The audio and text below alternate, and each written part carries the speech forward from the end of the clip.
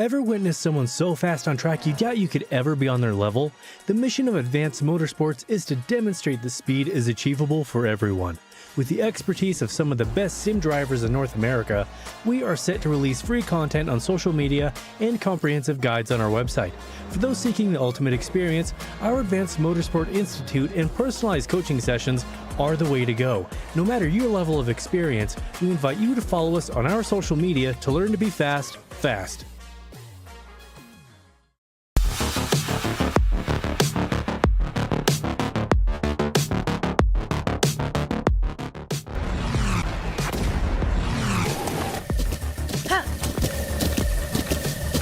With the Butt Kicker Gamer 2, what you see and what you hear is what you feel. Butt Kicker. The future is feeling.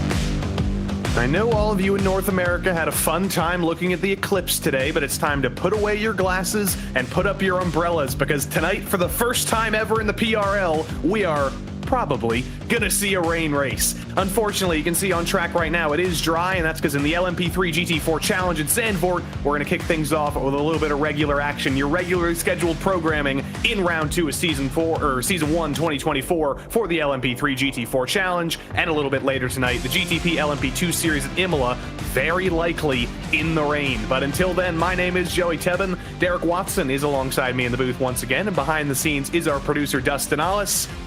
Derek, will kick things off in slightly normal fashion. The sun very bright. I don't think the moon quite covered it over in the Netherlands, but we did go to this track last season. A little bit of normalcy to kick things off, but it's only ever so normal in the LMP3-GT4 Challenge. Only so normal indeed, and just like that 90s song says, there was a black hole sun today, Joey, but Won't not here in the Netherlands at Zandvoort, where we are this week. Next week we'll be in the Americas at Road Atlanta, and a lot of great tracks there. I love this schedule, man. Look at some of the later ones. Look at, we're going to go to the Nürburgring, we're going to go to Laguna Seca, we're going to go into Spa. There's a lot of great tracks here, but as you said, no rain possible in the LMP3s or GT4s, so nothing but dry racetrack all season long. I think you and me make a sound garden, Derek. I think we're both beautiful flowers. We are something. We are something indeed. And that first round was absolutely something last week at Barber. You wouldn't necessarily think it with the top 3 at the end of the race. Jason Drescher wins again, last season's champion. Daniel Kranifus on the podium again, and Christian Garatone Eisler and his return to the PRL, P3 as well. You know, pretty expected top 3, but it was absolutely crazy. It was absolute chaos as usual in this series, and the rest of the top 10, those were the drivers who, you know, kind of survived to the end. Eric Leroy in his first PRL race, Mikey Smith in his first PRL race, rounding out the top 5, and Wilson, Stevenson, Doucette, Romig, and Mayan, all assorted levels of experience in the PRL. They're going to be looking to get their season even more on track in these next 9 rounds. We'll look at the Teams Championship in LMP3 as well, you know, just for the heck of it. It is only 1 round of the books, but we do get to do a little bit of math already. Grant's Garage takes P1 in the Teams Championship, at least after round 1. Again, not really a surprise, because that is the team that Jason Drescher drives for, and he's teammates with Ian Starker over there. The Morad Desem squad, very, very big on Monday nights now. I think they've got teams in all 4 categories on Monday nights. They're going to be fighting for this Teams Championship all season long, just didn't quite go their way in week 1. They need 3 more points points to get back up there, and then go all the way down to the end of the top 10. Even Tabula Rasa Esport, even though Vincent Leroux doesn't have any teammates, everybody still in contention for looking at that team's championship before the end of the season. In GT4 in the driver's standings, it's also just the finishing results from race number 1. Adam Brockway leads that championship over Aiden Young, over Arnaud Genet, over Ted Lowendick, over Michael Terrafino. Now, I'm not sure if these points are actually going to change, because I think there was something with the point standings that was carried over from another series in the way it shouldn't be. The order is correct. I believe the points may change after a review from some of the admins in the points scoring system. So look for that next week. The team standings, I think, will be adjusted as well. But again, the order is correct. The Miracle Flow Misfits have one singular point in the lead over Hyperion Racing, but that's going to be another one of those battles fought all season long with the More Adness M Squad as well. Very, very strong lineups on all three of those teams. Very strong lineup for Team Beef as well. Can't count them out with Roy Brown and Michael Terrafino reuniting in GT4. But qualifying currently underway at Zandvoort. We'll take you into the action in a matter of moments, but first, we have to thank all the people who make all of this possible, starting with Advanced Sim Racing. Owned and operated by passionate sim racers, Advanced Sim Racing designs and builds the sturdiest and most durable aluminum profile racing simulation cockpits available in the market today. All PRL members get a 5% discount on ASR products using the Precision 5 coupon code. Racebox Sim Racing offers mid and high-end button boxes for sim racing enthusiasts, from the casual gamer up to the most meticulous sim racing driver. Competitively priced and carefully handcrafted, their button boxes are an enjoyable addition to any sim racing setup. Visit raceboxsimracing.com and also get a 5% discount, also using the Precision 5 coupon code. This cover is also brought to you by The Butt Kicker. Butt Kicker products add incredible immersion and realism to every game. Feel every nuance and truly put yourself in the driver's seat with The Butt Kicker. More Adness is a performance lifestyle brand motivated by motorsport and founded by professional race car driver Daniel Morad. For more information, visit moreadness.com. Mr. Hedge iRacing Photography. Capture your finest, proudest, or simply worst moments from your hobby in up to 8K resolution. A great addition to any sim room. And last but not least, Advanced Motorsports. Get ready to learn to be fast with Advanced Motorsports. Follow them on their socials to become a better driver. All right, and after all the housekeeping, after all the thanks, it is time to get into qualifying. We're halfway through this solo qualifying session, 5 more minutes to go. Shouldn't really be a surprise to hear about your pole sitters at the moment. Last week's winner, Jason Drescher, currently P1 in LMP3. Last week's winner in GT4, Adam Brockway, currently P1 over there. But still plenty of time left in the session, plenty of improvement left to find. The pole sitter on your screen right now, Jason Drescher, he's looking to extend his gap. Looking to extend that gap indeed way fast out of that corner. Getting almost up to the curb here. Another right-hand corner. Slows down for it. Gets slowed down here. You see up there on the screen now about 4.5 minutes, Joey, of qualifying left here as Drescher's navigating this 14-turn track. Things are very, very close in both classes, though, as you can see on the side of your screen now. Aiden Young, a meager 5 thousandths off Adam Brockway. Floyd Kerr, only thousandths off as well. This is going to come down to that last lap, and that's exactly why you see all these drivers on track right now. Jason Drescher currently on his 3rd lap, so he will get one more after this if he so chooses. See if he can extend his margin up on the top of the sheets. Coming through the final corner, newly reprofiled after F1 came back to Zandvoort just a couple of years ago. It's high speed, it's flat out, and it's full throttle all the way to the line. Jason Drescher, no improvement on lap number 3, but he gets one more time around as Christian Garaton puts himself P2, closer to Drescher. The pressure's still on. The Drescher pressure's still on. The Drescher pressure indeed down less than 1/10 of a second now as where Drescher is. See, that's the hardest part of qualifying sometimes, Joey, because you're not sure where to find 1/10 of a second. It's easy to go out and find 3/10, 4/10, even a second at times of qualifying speed. But man, when you get down here to less than 1/10 of a second, it's hard. You'll drive yourself crazy trying to find that little nick of time. Yeah, when you're at the highest level like this, when everybody's performing at such a high level, it is very, very difficult to find those extra thousands. That was very, very dicey there for Christian Garaton. This is only his 3rd lap. He will get one more shot at the line, but it may be close depending on how the clock goes. Yeah, I'll wait and see if he gets in there and gets through here, in enough time to get that next lap in. But barely up on the curbs, barely into the sand there. So you can tell he's just getting warmed up, Joey, because it just doesn't feel as smooth as when we saw Drescher a moment ago.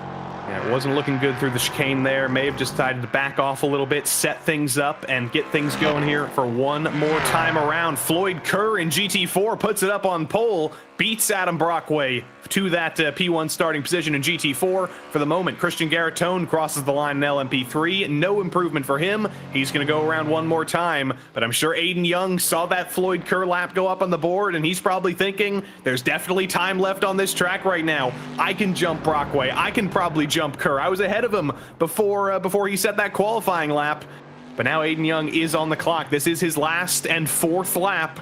He's got to make it happen now if he's going to make it happen at all. Yeah, it's going to make it happen here. Getting up against the curbs on the left-hand side is now going to track it out wide. Stay within the track limits. That's important here. If you get the off track, you know, then the admins will DQ your time and not allow it to happen here. But now through this right-hander, beautiful camera shot right there, down almost under the car. And he is trying his best, Joey, to see if he can get ahead of Floyd Kerr here. Fiercely forward driver in those familiar black and yellow colors through the final 2 corners, through the final real corner, I should say, and then flat out through that final banked corner. Aiden Young has not won yet in the Precision Racing League. He's looking for his first win today. Is he going to be able to follow it up, or at least start it out with a pole position? Young brings it to the line. And unfortunately, the timing doesn't go his way as it clicks in 1:39.6. Still a very good lap time, but it's not going to be worthy of pole for Aiden Young. Christian Garatone, he's got this final lap in the books for his LMP3 position. Got very, very wide, though, in the exit of the penultimate corner. I'm not sure if this will be an improvement for him, and the clock agrees with me. No improvement for Garatone. He'll start from P2 on the outside of Jason Drescher. Now we got Dan Willis here back in the GT4 category, not 127 machine. A 148.23 is his fastest so far. Going to try to get around the track here. That is going to be about 1/10 of a second, or actually a second here. Let's see, yeah, over a second to first place. So he can get around these corners here and make a better time. That's a nice exit. Nice job tracking out there, using that banking and holding onto the gas pedal. Comes down, and no, 145.77 is better. 5.61 actually, but not up to the pole. Puts him in P8. Good lap from the More Adness M Squad driver, one of many, many drivers from that team making their PRL debut this season.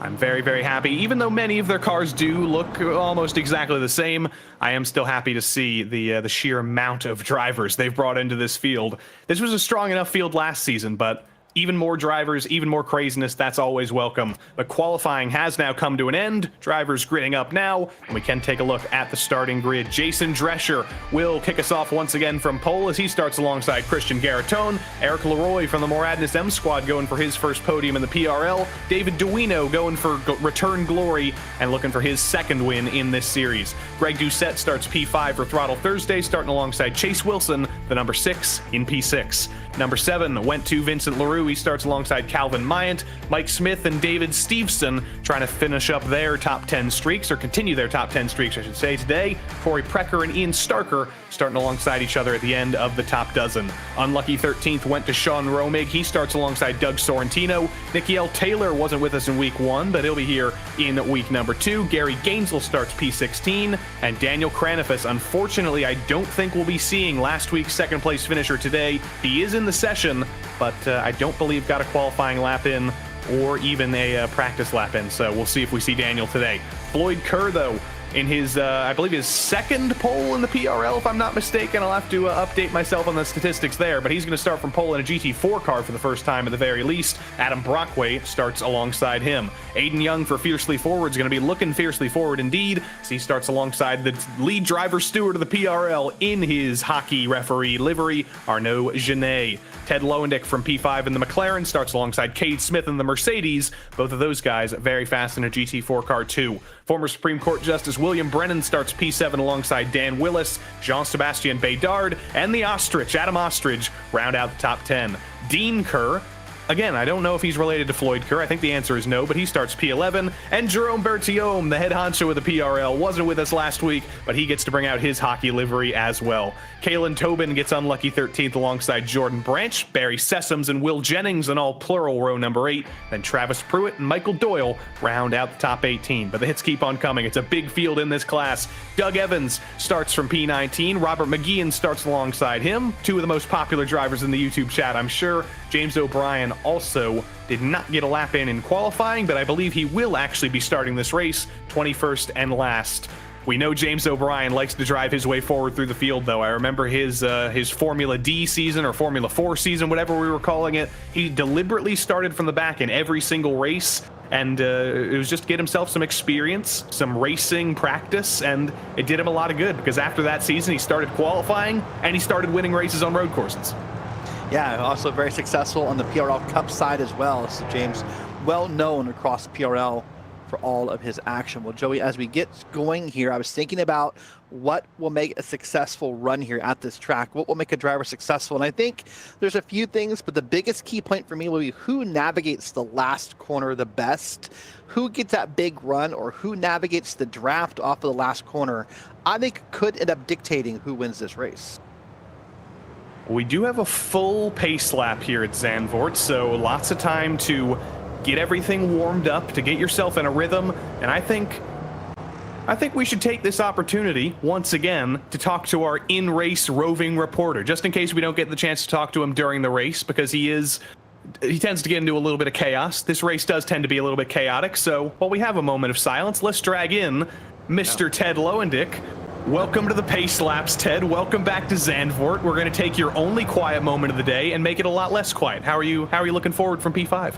Well, I'm glad to have you guys here in totality, so to speak. Hopefully this isn't the eclipse of my race.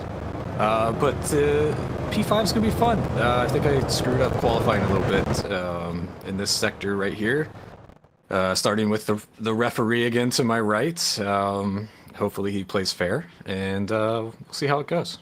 Do you feel like it's protection to have the referee next to you, or do you feel a little bit scared? Sometimes referees are paid off, so you never know what's going to happen. We'll see if you're protected. And how are your retinas? Did you burn them today, or are they okay? I did not. I had the $3 glasses that they sold for today's. Yeah, so it was fine. Where I work, we got to 99.7% totality, so we didn't actually get all the way there. But my house was there for 40 seconds, which is ironic. So there you go. Is what your house was at your work? I'm so confused. No. Ted's house was the moon. But all right, Ted, we're gonna let you get back to gridding procedure. We're gonna go racing here in a matter of moments. Hopefully, we talk to you by the end of the race. Let's hope. Theodore Lowendick himself. You know, his dad, Ted Lowendick #1, is watching. Actually, I think he's Ted Lowendick #2. I think it's a long line of Ted Lowendicks. But either way, we take our focus back up front, as on the right side of your screen, Jason Drescher will lead the field to green once again. Christian Garatone looking for his first win of the season on his second return to the PRL, I should say. Eric Leroy looking for his first win altogether. But as they round the final corner for this final time before the green flag, you can feel the tension start to rise. This is a tight and twisty track when it's just one class, let alone when you've got multi-class racing at once. The green flag is out, and Jason Drescher leads us to green at Zandvoort. It's going to be calm into turn 1. They stratify out 1, 2, 3, and then they are side by side for P2. Eric Leroy looking to pounce on the inside early. He gets to the inside of Christian Garatone. David Duino looking to pounce as well, as they're still side by side. Leroy does take P2 away from Garatone as they take the green flag simultaneously in GT4 on the other side of their screen. It's already trouble at the back of the field. Two of the Moradness Mercedes in trouble early, but it's still P1 for Aiden Young as he takes the lead from Brockway, and Floyd Kerr spins. Oh, big wreck there up the top of that corner there. And the car trying to get turned around, and we'll probably see a replay of that later, what happened, but going to get it turned around. Big banking corner to get that done. That's nice, convenient. Oh, even more trouble. Jean-Sebastien Bédard all over the place. Two of the LMP3s involved. That's Mikey Smith and Doug Sorrentino going all the way to the back of the field. It was so clean through turn 1, and then it all went wrong down in GT4. Aiden Young pouncing early to get by Adam Brockway, and then Floyd Kerr on cold tires in that Porsche, spinning it out in turn 3 and ending his day, or at least sending himself to the back. Ted Lowendick in big trouble as well. That looks like damage to me, Derek. I don't know if Ted got involved in some kind of trouble or what, as he gets by Robert McGeehan. That Mercedes, or that McLaren rather, is ailing.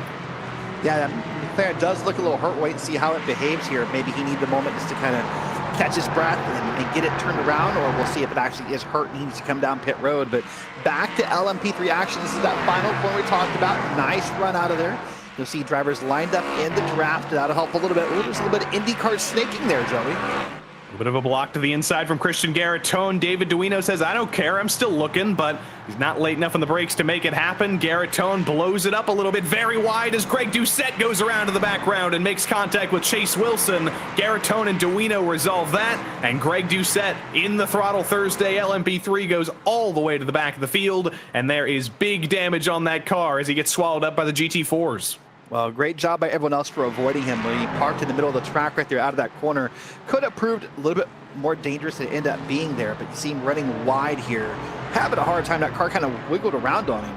Yeah, that'll probably be a long lap around. It's not a big lap here, Joey. We saw, in roughly the 1 minute, ish, 1.5 minute-ish area for the lap times in qualifying. But when you have a hurt car that's hard to handle, that'll feel like a 4-minute lap. Now the question is, what's faster, a damaged LMP3 car or a perfectly clean GT4 car? I'm not sure. I can tell you that Corey Brecker in a pristine LMP3 car is indeed faster than Chase Wilson in a damaged car, only with a little bit of contact, though. That was some of Corey Brecker's NASCAR racing experience in the PRL with a little bit of door banging. And then Wilson just sort of lost the front of his car. So now the car's got no front end, beat up on the side, and really just hurt all the way around. So he'll probably bring that in this time to pit road with about 31.5 minutes left when he gets around there and try to fix some of that damage and make it a little bit more comfortable to drive. There's nothing harder to drive, in my opinion. No, he's going to keep going, Joey. Yeah, might as well keep it out. If the car still drives, we're not quite to the start of the pit window just yet, so wait it out. But the carousel of entertainment begins as we get to see everything that happened on lap 1. The first incident, Jerome Bertiome, actually, the head honcho of the PRL in that referee Porsche. I think he makes the first contact of the day, sandwiched between Kalen Tobin and one of the Moradnis Mercedes. Yeah, and a little bit of 3 wide action there through turn 1 did not prove to be fruitful for everybody. And I agree with you. I think Jerome sort of made the first contact there, but Ted made that comment about referees earlier, so we'll wait and see how the referee. No, I'm kidding. They're very good here. But let's see it again. Really just a slight tap to the car on the outside, Joey, and that car just went around and checked up the field. And I could not tell you which of the Moradnis Mercedes that is because they all look identical. It could have been Barry Sessoms, it could have been Dean Kerr, it could have been just about anybody. But either way, the stewards will be able to look that over and potentially review it. But here's what happened with Floyd Kerr on lap 1 from P3, falling to P3 rather from pole and then into turn 3, spins it around. That's where Ted Lowendick got his damage, by the way, trying to make it around the outside. That was a weird one, Derek.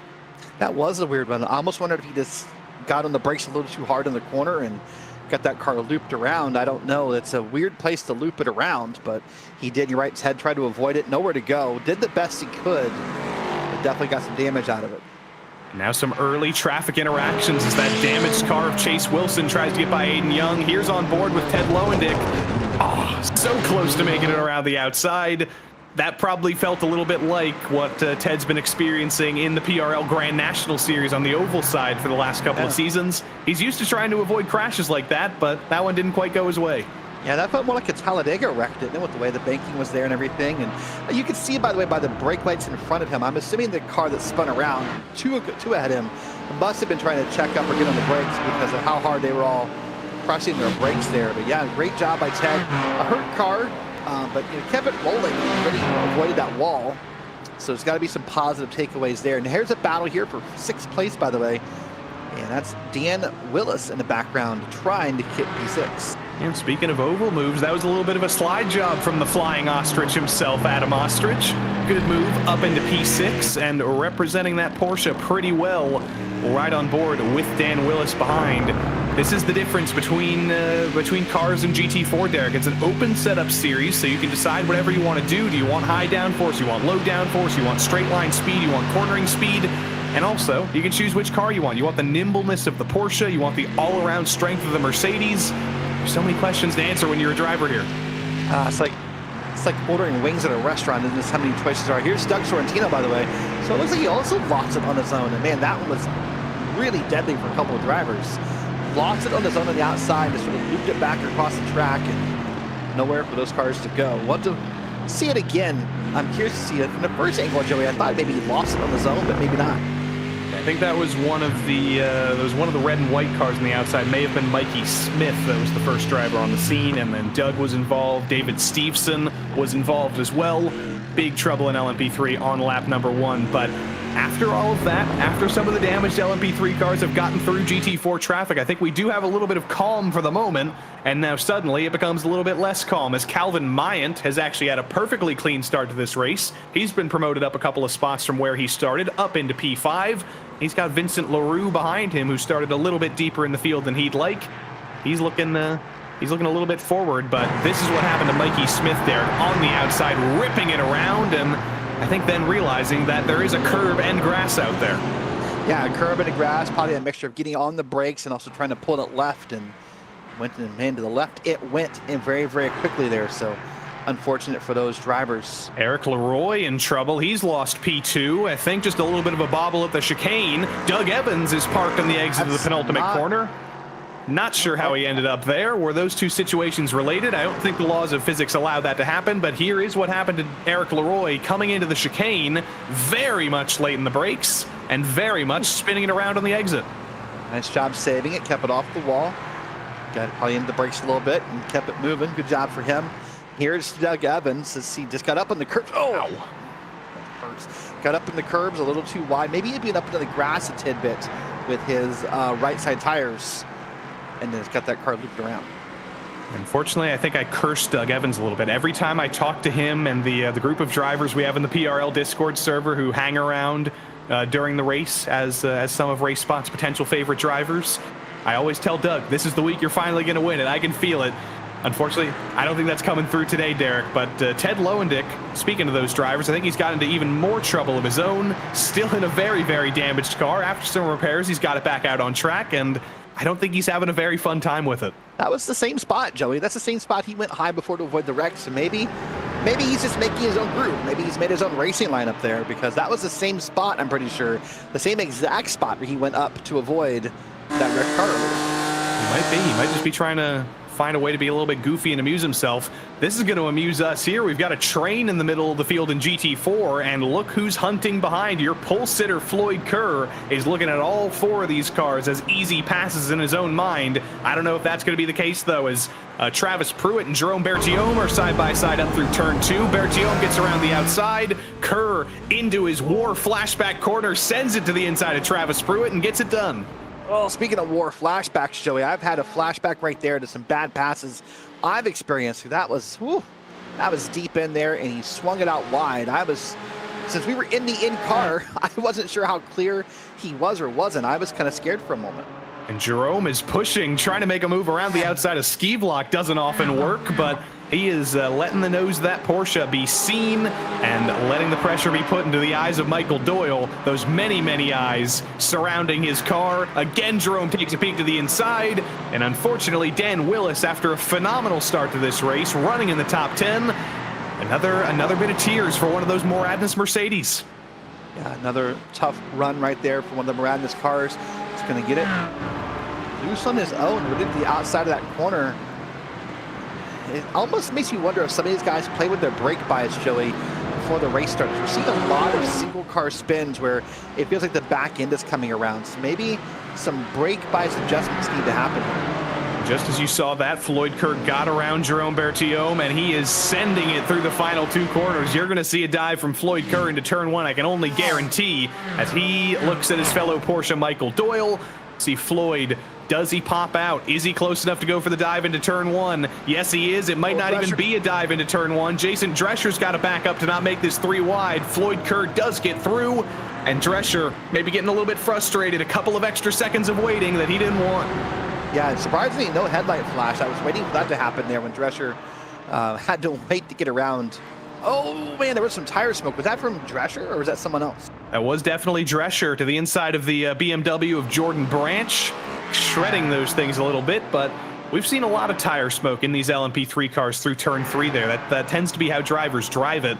But it never stops being a little bit scary as they send it in. Speaking of a little bit scary, Christian Garitone and David Duino going at it down through ski block. This is the battle for P2, and they encounter an absolute cloud of GT4 traffic. Garitone gets to the inside of Jerome Bertiome. David Duino forced to slot in line as Michael Doyle chops off the nose of Christian. Yep, that's a great example here of multi-class racing with the two classes side by side. Of course, the LMP3s will get around here as we get a camera shot. There we go. And you'll see them get clear of those cars. Even some going around the referee car. You got to think that referee paint scheme, Joey, is a little intimidating on track. Not because it's of what it is, but because you know the person inside it holds a little bit of power. David Duino's a little bit intimidating as well, though. Those Hydra Race geodesic colors, with how strong they are in LMP3, in all the series they compete in, how strong they are in prototypes in any series, you know that if a driver's representing that team, they're probably going to be pretty fast, and they're probably going to be looking to get by you in the near future.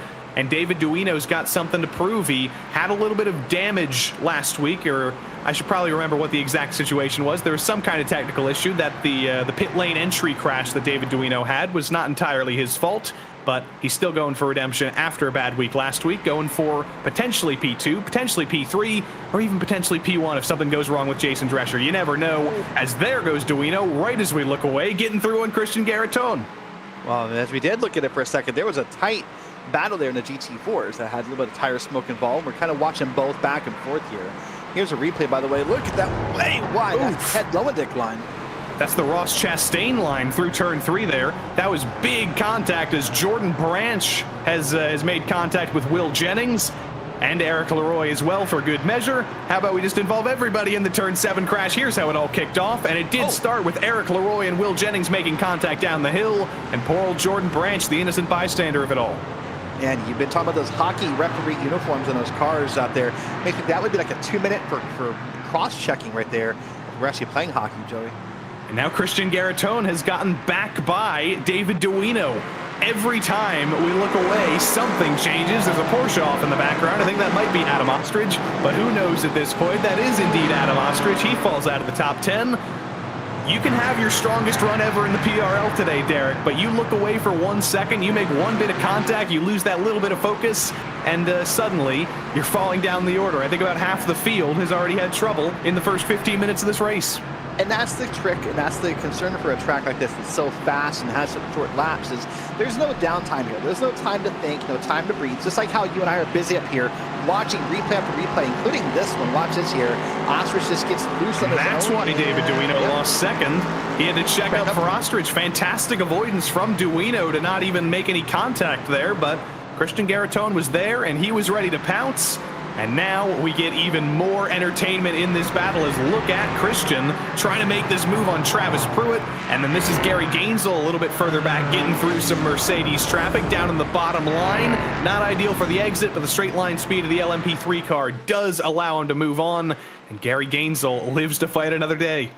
And the way that some of these LMP3s are diving into these corners right here, Joey, and really sort of diving in deep and having to angle it out awkwardly, makes me nervous when they do it because your angle out of the corner is just as important as the angle into the corner. But they're managing it pretty well so far. Nice pass there for on a couple of GT4s. But just one wrong move, and you could end up wiping out part of the field. And Will Jennings does have his usual contingent in the YouTube chat rooting him on. He's having his best run yet in the PRL as far as I know, up here in P8, even with that little incident with Eric Leroy a little bit earlier. So look for him to continue this on. You want to talk about absolute craziness. Look at this battle from 8th all the way down to 15th. Everybody within touching distance of each other. There's about 4 more Adness cars involved. There's the big fast racing car of Will Jennings leading this train. And look who's back there in that red Porsche in P12. James O'Brien deliberately starting at the back of the field, moving his way forward. Vincent LaRue and Corey Precker in 2 very similarly painted cars. Corey Precker wins out in the battle for the moment, but this continues on. Yeah, both of them sitting up pretty wide here through the corner. Saw what looked to be a little bit of door contact when we came back to that camera shot. Not sure who initiated what. They're going to get around this GT4 here. LaRue's now going to be behind and trying to look for that pass and being a little aggressive there, but wants to get around Precker as fast as possible. And Precker, of course, as he said last week, a great driver, Joey, who just really seems to find the bad luck, but so far this week, doing pretty well. I was just going to say that same thing. Every week it seems like we talk about Corey Precker running into early misfortune and having to make a comeback race. I think this would be good if Corey Precker could finally have just a mostly calm day, get a deserved top 5, and get that under his belt. I know that's exactly what he wants. I know that's what he's had many, many times in the past in the PRL, but he's just been on an unfortunate streak for so long that if he can keep this up for 18 more minutes, I think this might be the best Monday night sleep Corey Precker's ever had. Could be very well. You see one of our PRL admins, Jerome here. That's that the LMP3 buy. And it's a little bit under attack here. Oh, there's a car around. Gary Gainsel in the grass. Call that a triple G. Not entirely sure how that happened, but poor old Gary has been in the absolute epicenter of the action, had to pass about 17 GT4 cars at once, and unfortunately, in an attempt at passing Floyd Kerr, ends up with him looped around in turn 10. That's what I hinted at earlier. When you make those deep cuts into those corners like that, Joey, the exit out of the corner can prove very treacherous and difficult. You can't dive every corner like that as an LMP3 and always get away with it. You have to take the normal apex of a corner sometimes and be a little patient. Battle for the lead in GT4 has closed up quite a bit. Aiden Young has led since the opening lap, but Adam Brockway is not happy with that. He wants to take his second win of the season and only 2 times of asking. He's going to look to the inside, coming down the hill into ski block. An excellent exit, but unfortunately the laws of physics and the narrowness of Zandvoort mean that Adam Brockway is unable to make that move. Coming down the hill, though, into turn 8. It's a wider entry from Brockway. It's a clonk of the curb, though. Momentum scuppered, and Brockway stays in line. Let's see the LMP3 get in between them here.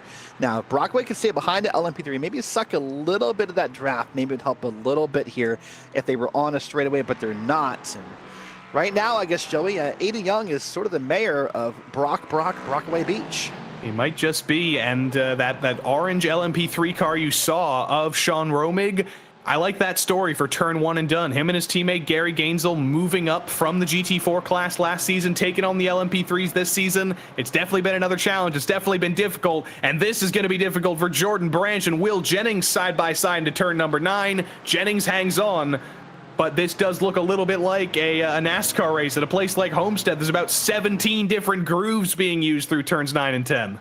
Oh, man, it's nerve-wracking through there. You see that 007 car, got back in line, decided to kind of wait to live another day and see if he can make the pass. You know, this line of cars right here is massively and impressive for this race. I mean, here we are, you know, many minutes into it now, and these guys are still in line. Now, I suppose the story of undercutting pitting may come into play about who does better here. There's the grass angle. I love that one. We haven't seen that in a while. I'm glad to see the grass angle again. The creeper spy angle. I was gonna say there's some beautiful wavy grass there, but here, speaking of alternate things, here's some pitting going on. 1, 2, 3, 4 cars all down together. So pit stops have now begun. There's some other cars in here.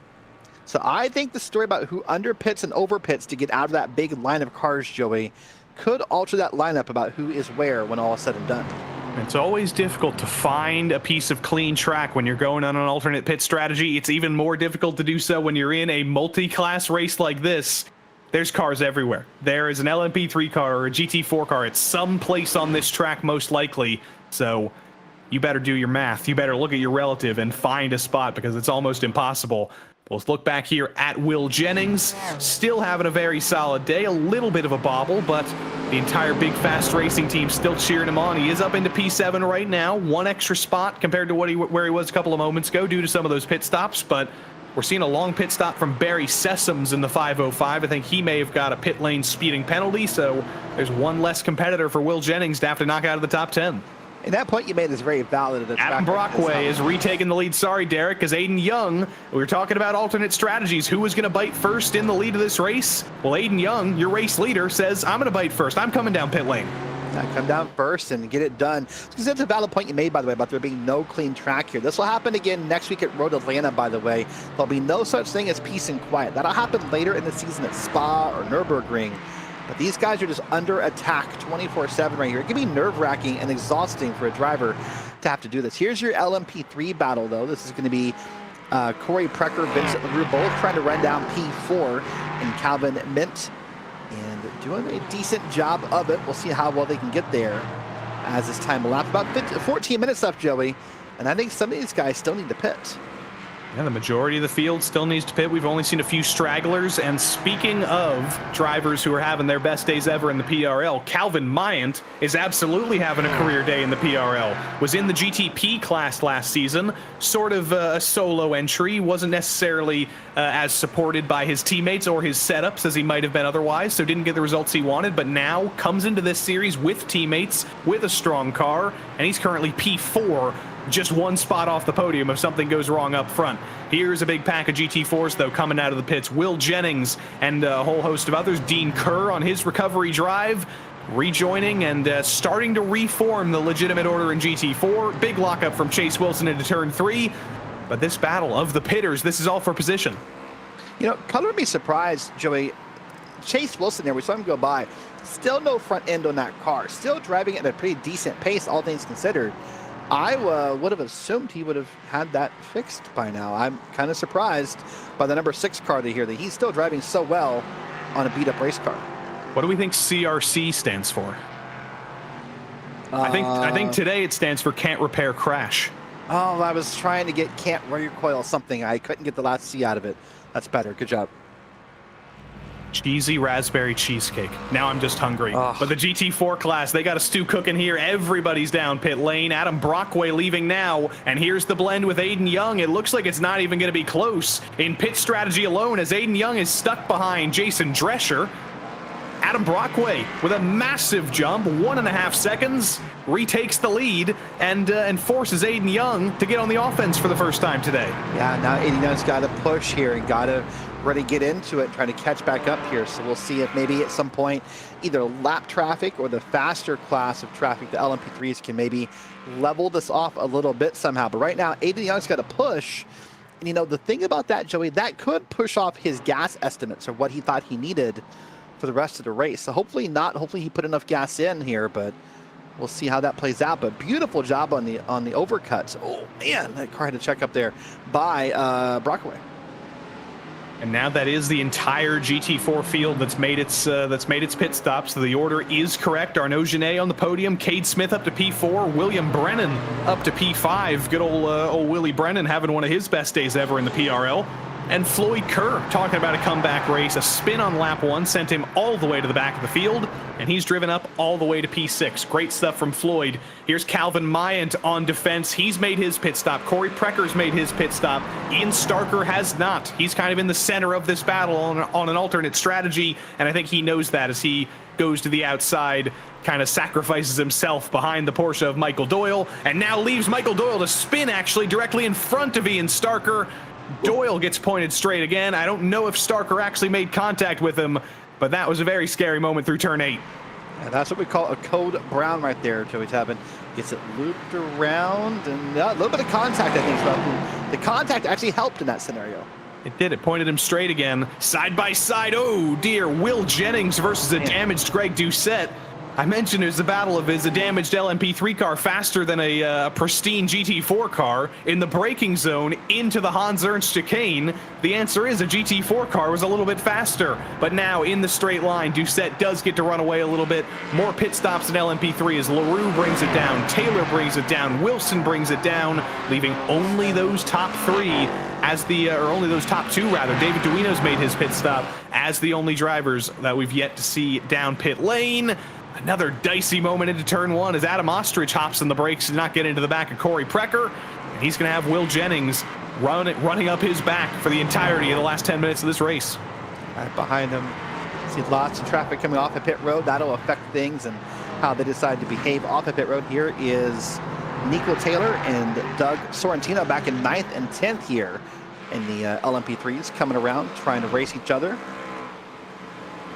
Couple of teammates for the Rob Clark crew, Team Black one. You've got the Rob Clark crew, Team Black, which is these 2 guys, Sorrentino and Taylor, and then you've got Team Red, which is Mike Smith and Calvin Mayant.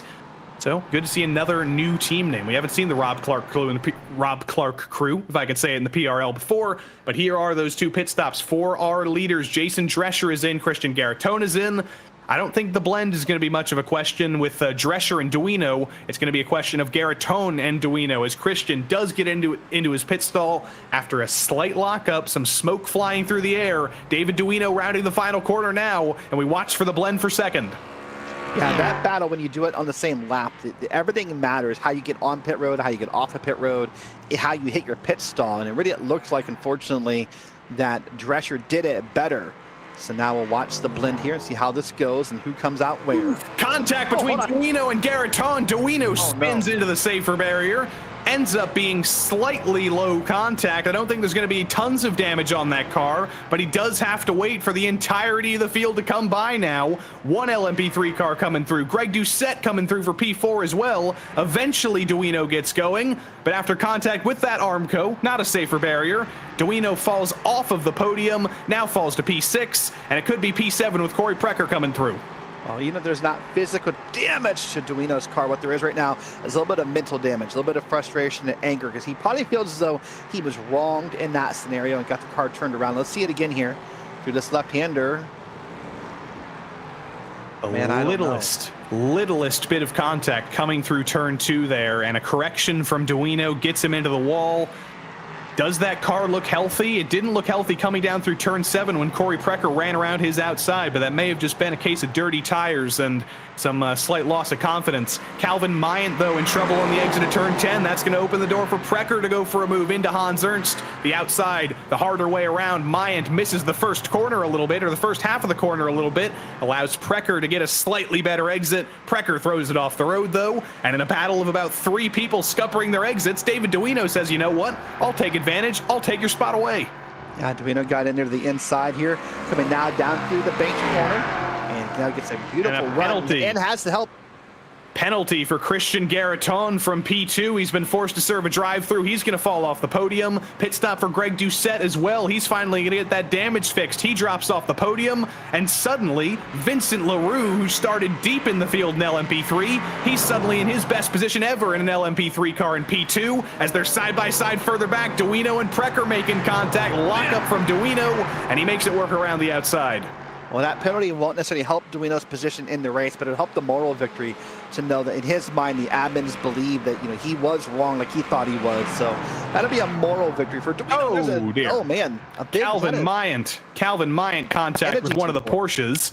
Did not see who it was. It may have been one of the Hyperion cars. Not entirely sure who it was, but the penalty for Christian Garitone was a pit lane penalty.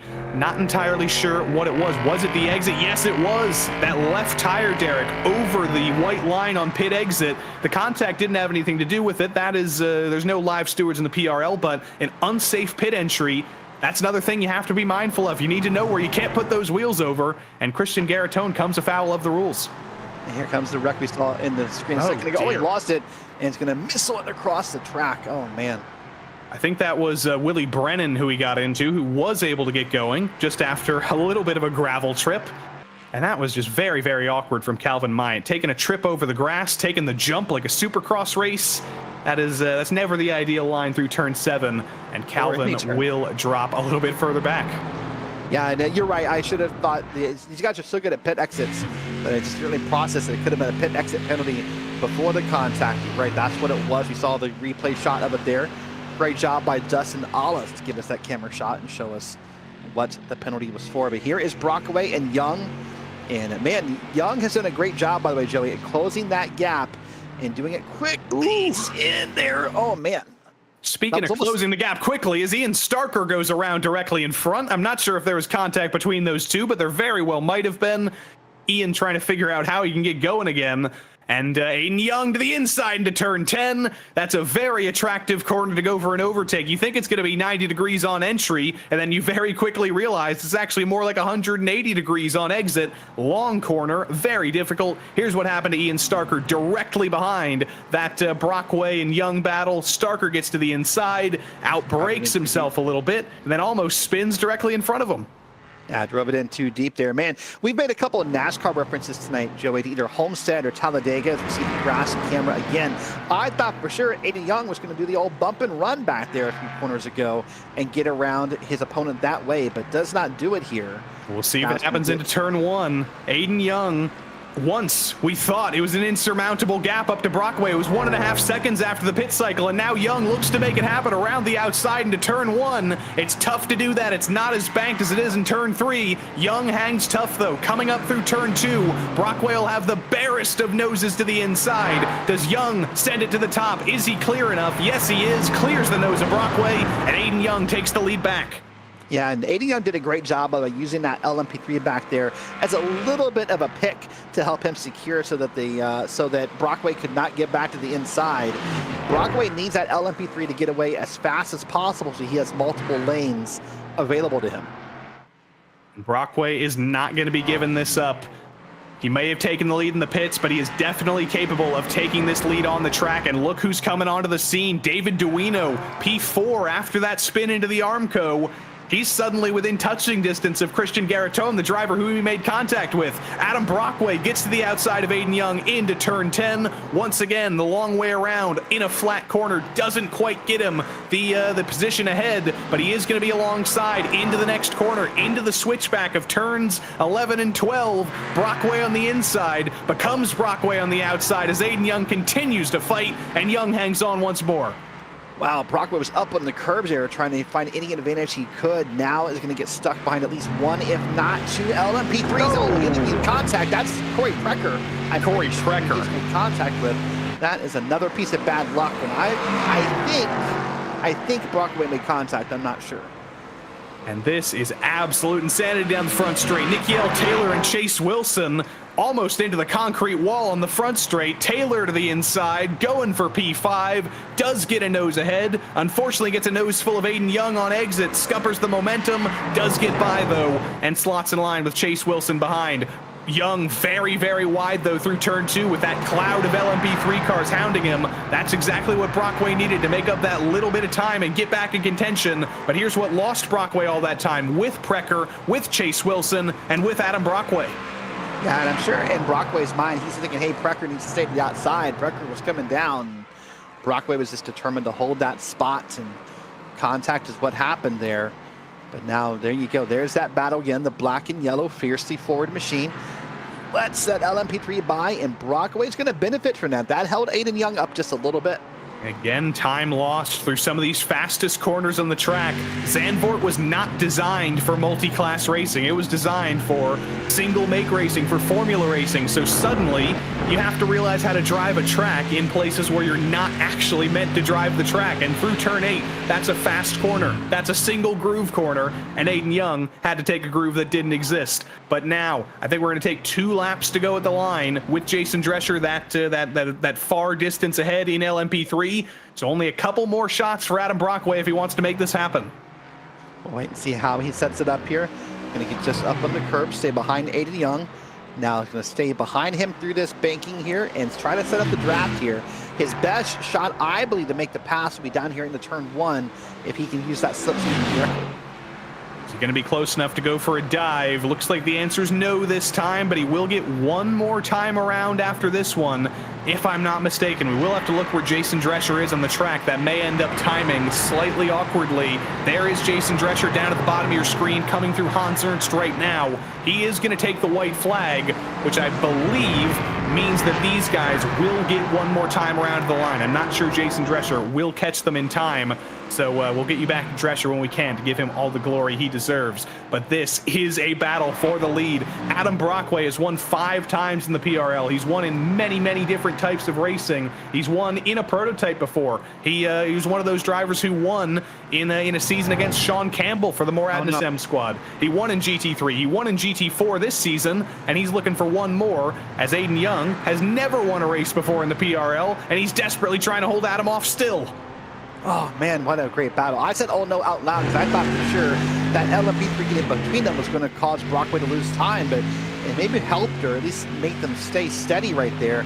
Now we're looking here down this straightaway into a right-hander here.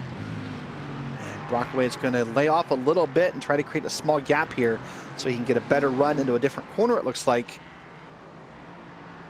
One more time around at the line. Your overall leader, Jason Drescher, just a couple of corners behind this. He's not going to lap these guys in time, so they'll get a whole nother lap to fight this out. Brockway will get one more lap of chances, and this might be his best chance. A good exit out of the final corner, a good run, gets him within about a 10th and a half, and may get him within touching distance into turn one. Brockway peeks a nose to the inside. It's chopped off by Aiden Young. He's going to have to wait until the middle sector to get another chance like that. It's a decent exit out of turn number one, but out of the final corner, a guy who we haven't mentioned once today, essentially, Jason Drescher from pole has been totally dominant yet again. It's a 100% record this season. Jason Drescher wins 2 out of 2 and wins at Zandvoort. Fantastic stuff from Drescher, total dominance, and now we look back into GT4 because that battle's going to come down to the final lap. There's no 30-second gap in GT4. How about we divide that by about 68 or something and see Adam Brockway looking for one more chance into turn 8 this time. Not going to happen, but it's a slow exit from Aiden Young, and turns 9 and 10 always open to the dive. Brockway's going to look for one more shot. Brockway's got to make something happen here quickly. Got to dive to the inside and be ready. Here he is in the outside, trying to set up a pass for later. Now gets to the inside, but just stuck right behind that black and yellow machine, and the time is quickly ticking away here, Joey. Switch back from Brockway, not effective. Does he get desperate into Hans Ernst? He peeks the nose to the inside again, trying to outbrake Young, sends it over the curb. Brockway does make it happen on the brakes, but can't make it happen in the second half of the corner. Aiden Young hangs on, Brockway flails in the grass, and Young gets to breathe a sigh of relief because one more corner with a margin behind, and Brockway still struggling to get up to speed. I think Brockway might be out of fuel, actually. Arnaud Genet gets around, and Brockway is out of fuel indeed, and in the most spectacular of fashion, Aiden Young wins for the first time in the PRL. Wow, that's so unfortunate here for Brockway. There's another, oh, that's an LMP3. Let's see, where does the timing say here? Two, that's no, he's not going to finish on the podium. Cade Smith is going to blow by him. Floyd Kerr is going to blow by him. The winner of race 1 runs out of fuel, and Floyd Kerr with Cade Smith running out of fuel as well. Floyd Kerr from pole on lap 1, spinning to the back of the field, still finishes P3, and Brockway in neutral, I don't think is going to make it to the line. No, he's not going to make it line. That spec, there's your toe right there. So he'll finish well behind. Let's see where timing and scoring puts him. He'll still finish P5 because everybody behind him was a lap down. So it doesn't necessarily matter, but that still does hurt a little bit to not make it to the flag. P5 for Adam Brockway, but elation for Aiden Young. A titanic duel from him. A fantastic run from him all race long.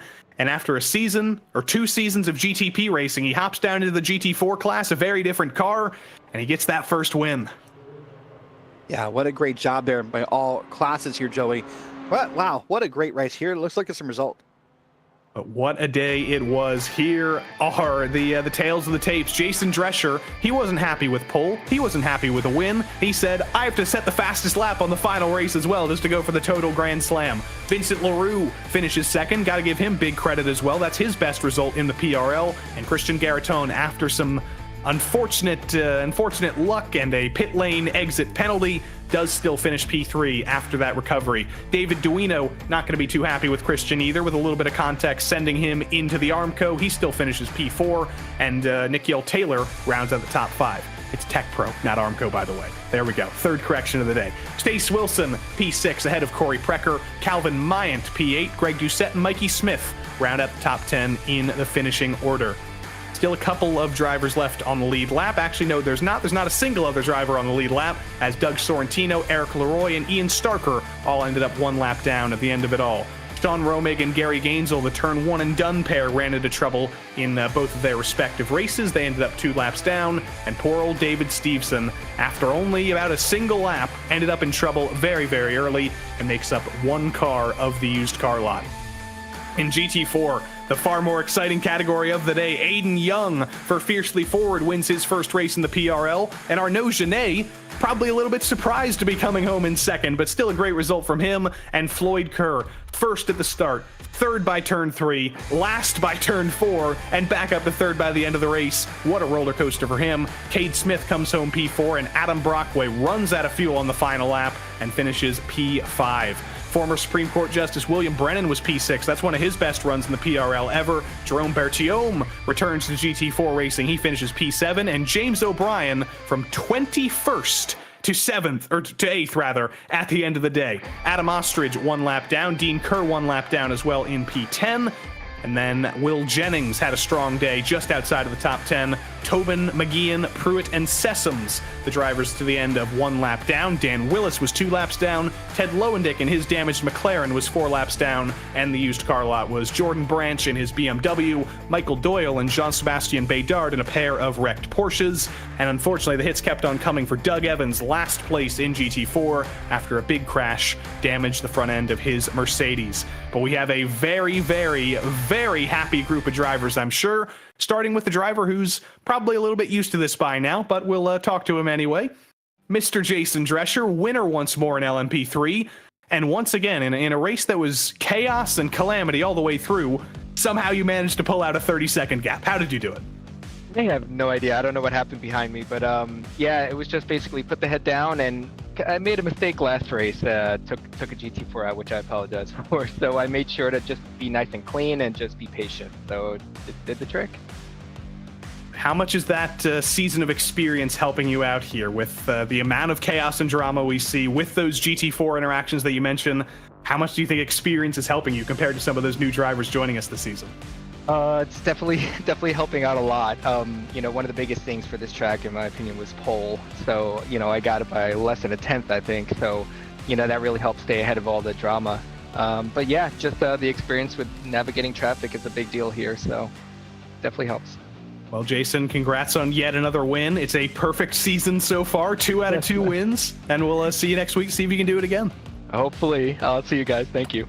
Jason Drescher, victorious at Zandvoort. And we've got another driver who is victorious at Zandvoort, his first win in the PRL, and what a reward. Aiden Young gets to talk to Derek Watson.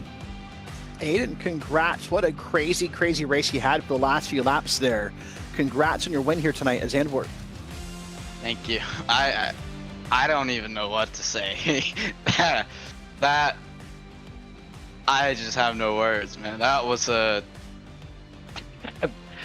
fun race. Like, me and Adam went at it hard, and that was a good battle, man. Like, I don't even know how I got the win. we were both just like throwing sends in there left and right. We were like, okay, whoever wins wins. We're just gonna throw some ballsy passes and see what happens.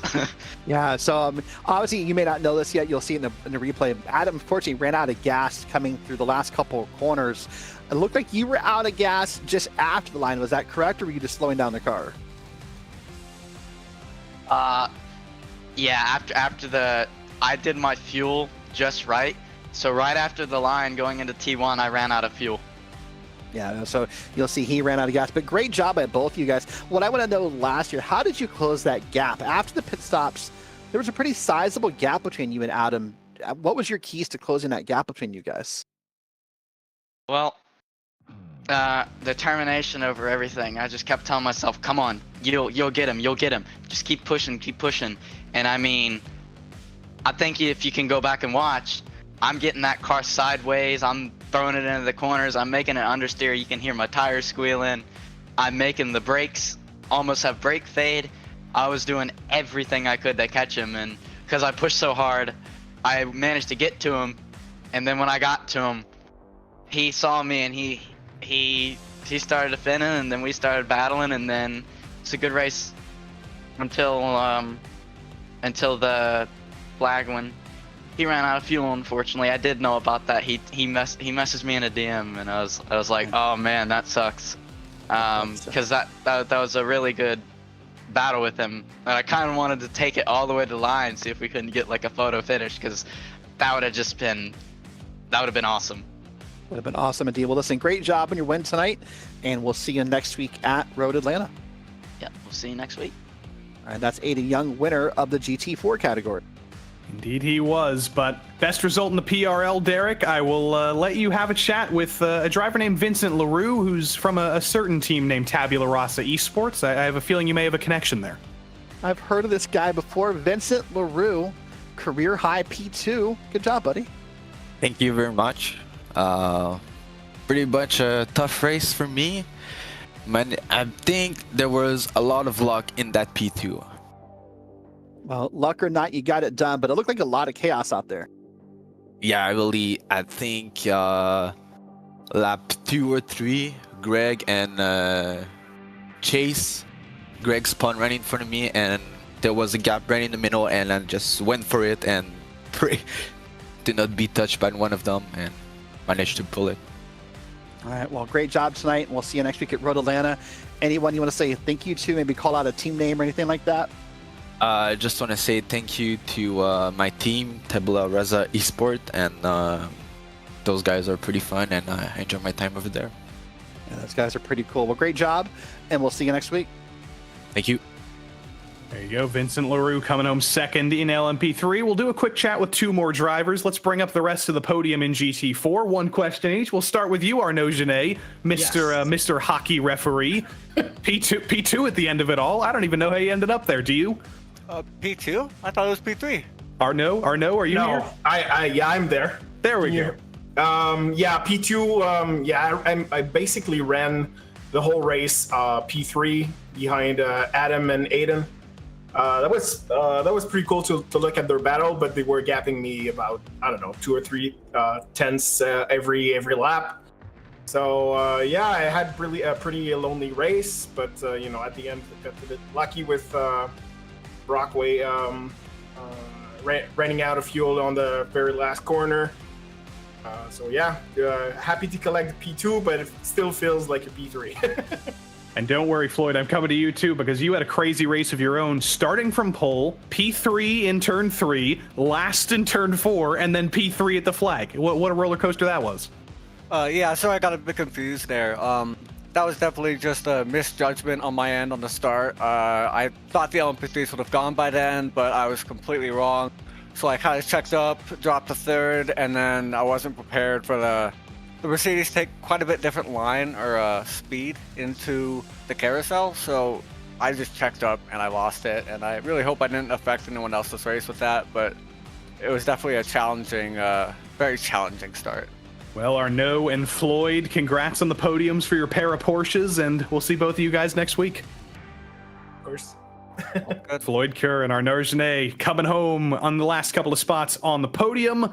And that means, Derek, it's time to move forward. We do look forward to next week in the LMP3-GT4 Challenge, but for now, actually, this was the photo finish of the line for P8 between Greg Doucette and the number 27 of Calvin Mayant. Here comes Greg to the inside. We're waiting for the line. It's coming, it's coming, it's coming. But Calvin, with no front end, Derek, I think the littlest bit of less distance covered might have won him this one. Yeah, great job. 6 thousandths of a second is what will be the deciding factors right there. Yeah, Greg was sorry, Derek, but Greg Doucette was actually ahead at the line based on the body panels, but the transponder, I believe, in the middle of the car. So Calvin did still win that, but Greg, with a little bit of a Lightning McQueen move, may have thought he actually won that one based on the photos. Yeah, that was a great finish right there. Well, all right, speaking of great racing, great finishes, Road Atlanta's next week. Sorry to cut you off. I'm excited for this. Indeed. Road Atlanta, always exciting, not that different from Zandvoort when you think about multi-class racing there, although it is a little bit more normal with Petit Le Mans, with the Michelin Pilot Challenge, everything going on there. We'll be going to Road Atlanta next week, same time, same place, in the LMP3-GT4 Challenge. But don't go away, because the most hyped up part of the night is coming and confirmed. Rain has arrived to the PRL, and it will arrive to the Imola circuit in Bologna. Or in Emilia-Romagna, rather, is the actual region. But a very similar series, a very similar calendar in GTP LMP2. We'll go to Road Atlanta next week as well, and then we start to get a little bit crazy as we go to Long Beach, we go to Mugello, we go to Spa, Laguna Seca, the Indy Road Course, and the Grand Final at one of the newest tracks on iRacing at Misano. Last week it was Algarve, another one of those very new tracks, taking on Portimao in Portugal for the first time. And should it really be a surprise that in a first race at a new track, it was the driver returning to the PRL, Mr. Sean Campbell, who won that race. A driver who competes in GTP cars at the highest level of sim racing, understandably taking yet another win in his dominant PRL career. Nathan Olson, though, had a pretty good race. He finished P2. Pat Pelsha rounded out the top 3, but he unfortunately won't be racing tonight. A little bit of a sim racing injury, I think, with some knee things is going to prevent him from racing tonight, unfortunately. Defending champion out for the count. Alec Bergstrom and Michael Diaz might be happy to hear that. They might get an extra spot. Mitchell Johnson, Daniel Zeggers, Zachary Deas, Nathan Ray, and Jeff Evans rounded the top 10 in the GTP drivers standings. The team standings, this is going to be very hotly contested all season long because Sean Campbell is competing for Race Clutch in this series, as he does in the highest levels of sim racing, but unfortunately, he's his own teammate. He has no other drivers with him. He's very lonely. Meanwhile, the More Adness M Squad and Precision Racing Esports, they've got basically dozens of drivers fighting for every single point in this season, so that's going to be very, very hotly contested all season long. In the LMP2 standings, that's going to be hotly contested all season long as well, because there's some familiar faces and there's some new faces in LMP2. Your championship leader is one of those not-so-new faces. Jack Hedgecox, defending champion of the last 2 seasons in succession, returned to glory and returned to victory lane in the last race. Caleb Lehman, though, Alex Caruso, both drivers who are very, very fast. And Caleb Lehman's won before in the PRL. Alex Caruso's come close. Lord Rob Campbell, who, by the way, is technically a lord because I believe his wife bought him a deed to some land in Scotland or something on one of those websites. So we may call him Lord Rob Campbell today. We'll see. Chip Michaels rounds out the top 5. And again, those points, I believe, will be updated to the accurate point system in LMP2, but that may have to wait until next week before the admins get around to that. In the team standings, these will be updated as well, but the order is correct. Go In Racing leads the way with their Sapphire squad. That's Jack Hedgecox and Chip Michaels. Lunatic Sky Lounge is P2. That is old Lord Rob Campbell and his teammates Terrence Griffin and Tyler Pierre Richards, getting a reasonable amount of points, but definitely going to need to do some work to compete with Go In Racing. Hyperion, SRT, More Adness, and a whole host of others are going to be very competitive this season. We're going to be doing a lot of team math this season, I can only expect. But I do want to take you to racing action right now because qualifying is currently underway. There's 2 minutes left on the clock, and for the first time, Derek, in just a matter of moments, we will see the first ever rain race in the PRL. Well, and at least an official racing, right? I think you guys did it in the All-Star race a few weeks ago. But the first points-paying race to happen in the rain is coming up live in just a moment at Imola. And I think, Joey Taba, this could be a race where we could see a lot of new names and a lot of new places that maybe we're not used to talking about. No, there it is. Look at that. That is hard wet. to see. I don't know what wet is in Italian. I don't know what rain is in Italian, but I'm going to have to translate that sometime in the near future. Because, yes, you are exactly right, Derek. In the PRL All-Star Invitational a couple of weeks ago, non-championship race, just for the winners from the last 2 seasons, we did have rain in the GR86s at the Phoenix Road Course, but the first official points-paying rain race in the PRL. And, Derek, that is a ridiculous margin. 1.8 seconds is the margin Sean Campbell currently has right now to second-place Michael Diaz. We shouldn't really be surprised. Sean did an absolutely insane amount of practice for the 12 hours of Sebring just a couple of weeks ago. A couple of months ago is probably when his practice started. So is it a surprise to see him almost 2 seconds ahead of the field? I don't think so. I'm rarely surprised by Sean Campbell. Yeah, no, this is pretty much what I expected of Sean Campbell. As you said, the 12 hours of Sebring across iRacing was very wet, so he got a lot of practice in here. But the race here will be so much different than qualifying because that spray in the race, you see it at that tail behind him right there. Imagine being behind that on the start. But there's your weather radar. This is not going to get any prettier, Joey. It's only going to get a little bit more wet, a little bit more damp as the stage goes on. We're still going to get to that yellow part of that radar. Good news for PRE fans. Michael Diaz and Boris Ovando have improved on their final laps. Michael Diaz, though, even though he picked up 7/10, still 1.1 seconds off Sean Campbell for pole position. In LMP2 as well, we didn't talk much about that. Alex Crow, in his first race of the season, in his first race for the PRL, he's put it on the pole. And you want to know about the difference in speeds between GTPs and LMP2 cars? In the overall standings, the top 3 qualifiers are GTP cars. 4th place is an LMP2 car. 5th place is a GTP car, and then more LMP2s. But we will separate the 2 classes. They won't start intermingled. They will start in their own little places. Sean Campbell with a 1 second pole margin. I cannot tell you the last time we saw that in a road course in the PRL, but he'll do it, and he'll start ahead of Michael Diaz. Boris Ovando, P3, starts alongside Dayton Lowe, a very fast driver from the LMP3s last season, making his GTP debut for the for Fiercely Forward, I believe, is that actual team. Team name's still slightly wrong, but ignore that. We'll get them fixed for next week. Alec Bergstrom and Nathan Ray round out the top 6. Nathan Olson for the More Adness M Squad starts P7 alongside John Rice, also in those Fiercely Forward colors. Bradley Holly is back, and he starts alongside Karsten Quint. And then it's all Whataback on row number 6, Jeff Evans and Nicholas Schwartz for Whataback. Unlucky 13th went to Stephen Verity. He starts alongside Mitchell Johnson. Johnny Luna's back in his Porsche. He starts alongside Carter James, not to be confused with James Carter. Pat Pelsha, as mentioned, likely not racing tonight with a slight injury. Daniel Zeggers will be racing tonight, just didn't get a lap in qualifying, so he'll start at the back of the field. Darian Roy, Kwok Nin, and Nikos Sanidakis, also no laps in qualifying for them, but I believe we'll still see all 3 of them on the grid as well. Alex Crow gets to make his PRL debut. He'll start P1 and LMP2 alongside Corey Sircone on the front row. Jeremy Carter looking for his first win in the PRL still. He'll start alongside Alex Caruso, Joshua Chinsky, and Eddie Layton round out the top 6. Chinsky does have some rain experience in the PRL. He was in that PRL All-Star Invitational. Luke Wallace, Anthony Dring, Nathan Mon, and Josh Goen round out the top 10. And rounding out the top dozen, it's Marco Jansen of the Dunder Mifflin team alongside Tyler Pierre Richards for Goen Racing. He's not for Goen Racing, he's for Lunatic. I gotta get that right. Rob Campbell, unlucky 13th for him as he starts alongside John Leedy, Matt Carroll, and Stephen Hassett, P15 and P16. Craig Bray, a little bit lower than he'd like, so he starts alongside Andrew Wood of Connecticut. P19 went to Chip Michaels, Dino Vella, and John Krauser, and Andrew Venaro were the last drivers to get qualifying laps in. Jack Hedgecock's championship leader, defending champion, did not get a lap in qualifying. He'll be starting from the back of the field alongside Edward Vardanesian. And last but not least, TJ Griffin, 25th and shotgun on the field.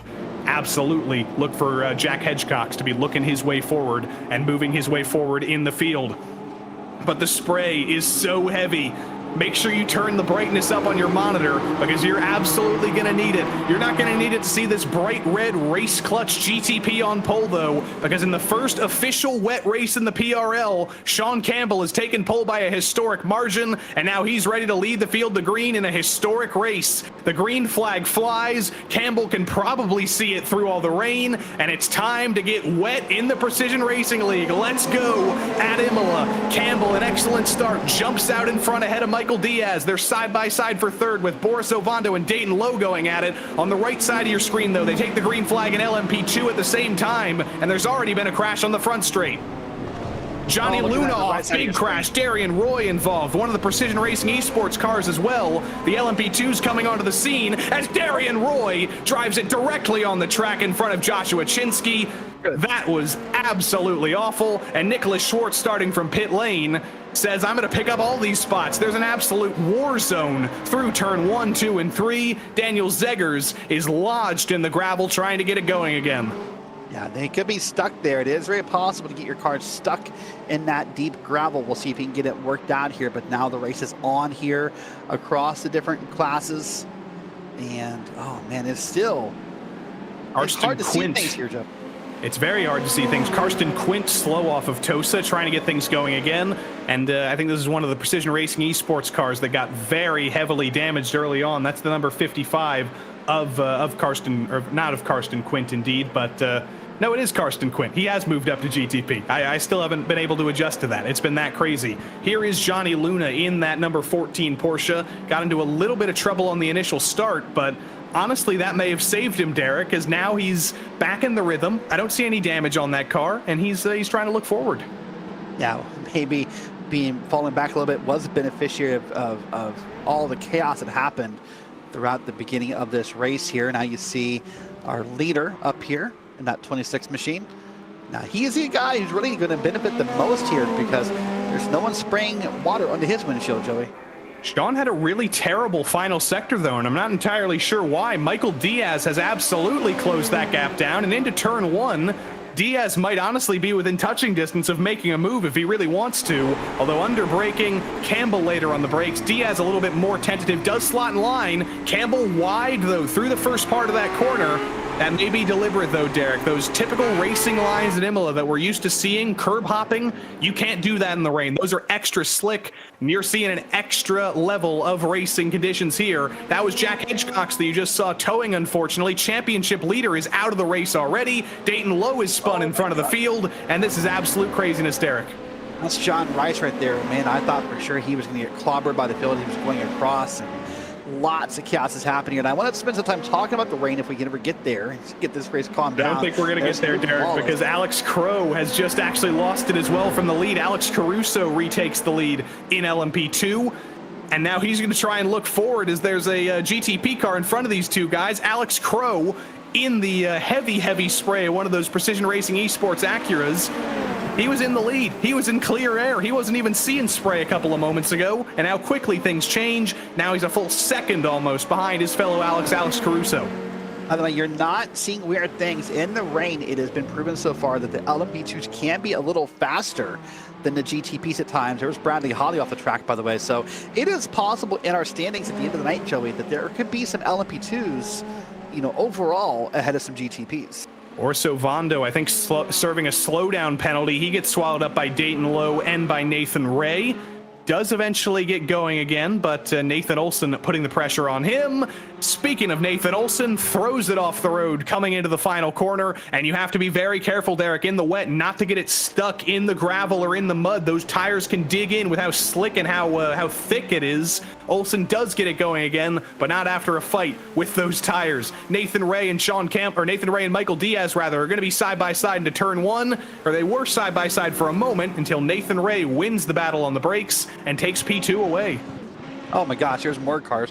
There's Carter James. There's Johnny Luna now up in there. And there he's stuck. Look at that's what you were just talking about, Joey. Good call. You saw Johnny Luna just spinning the tires and throwing more of that sand or that dirt around, and stuck in the kitty litter he was.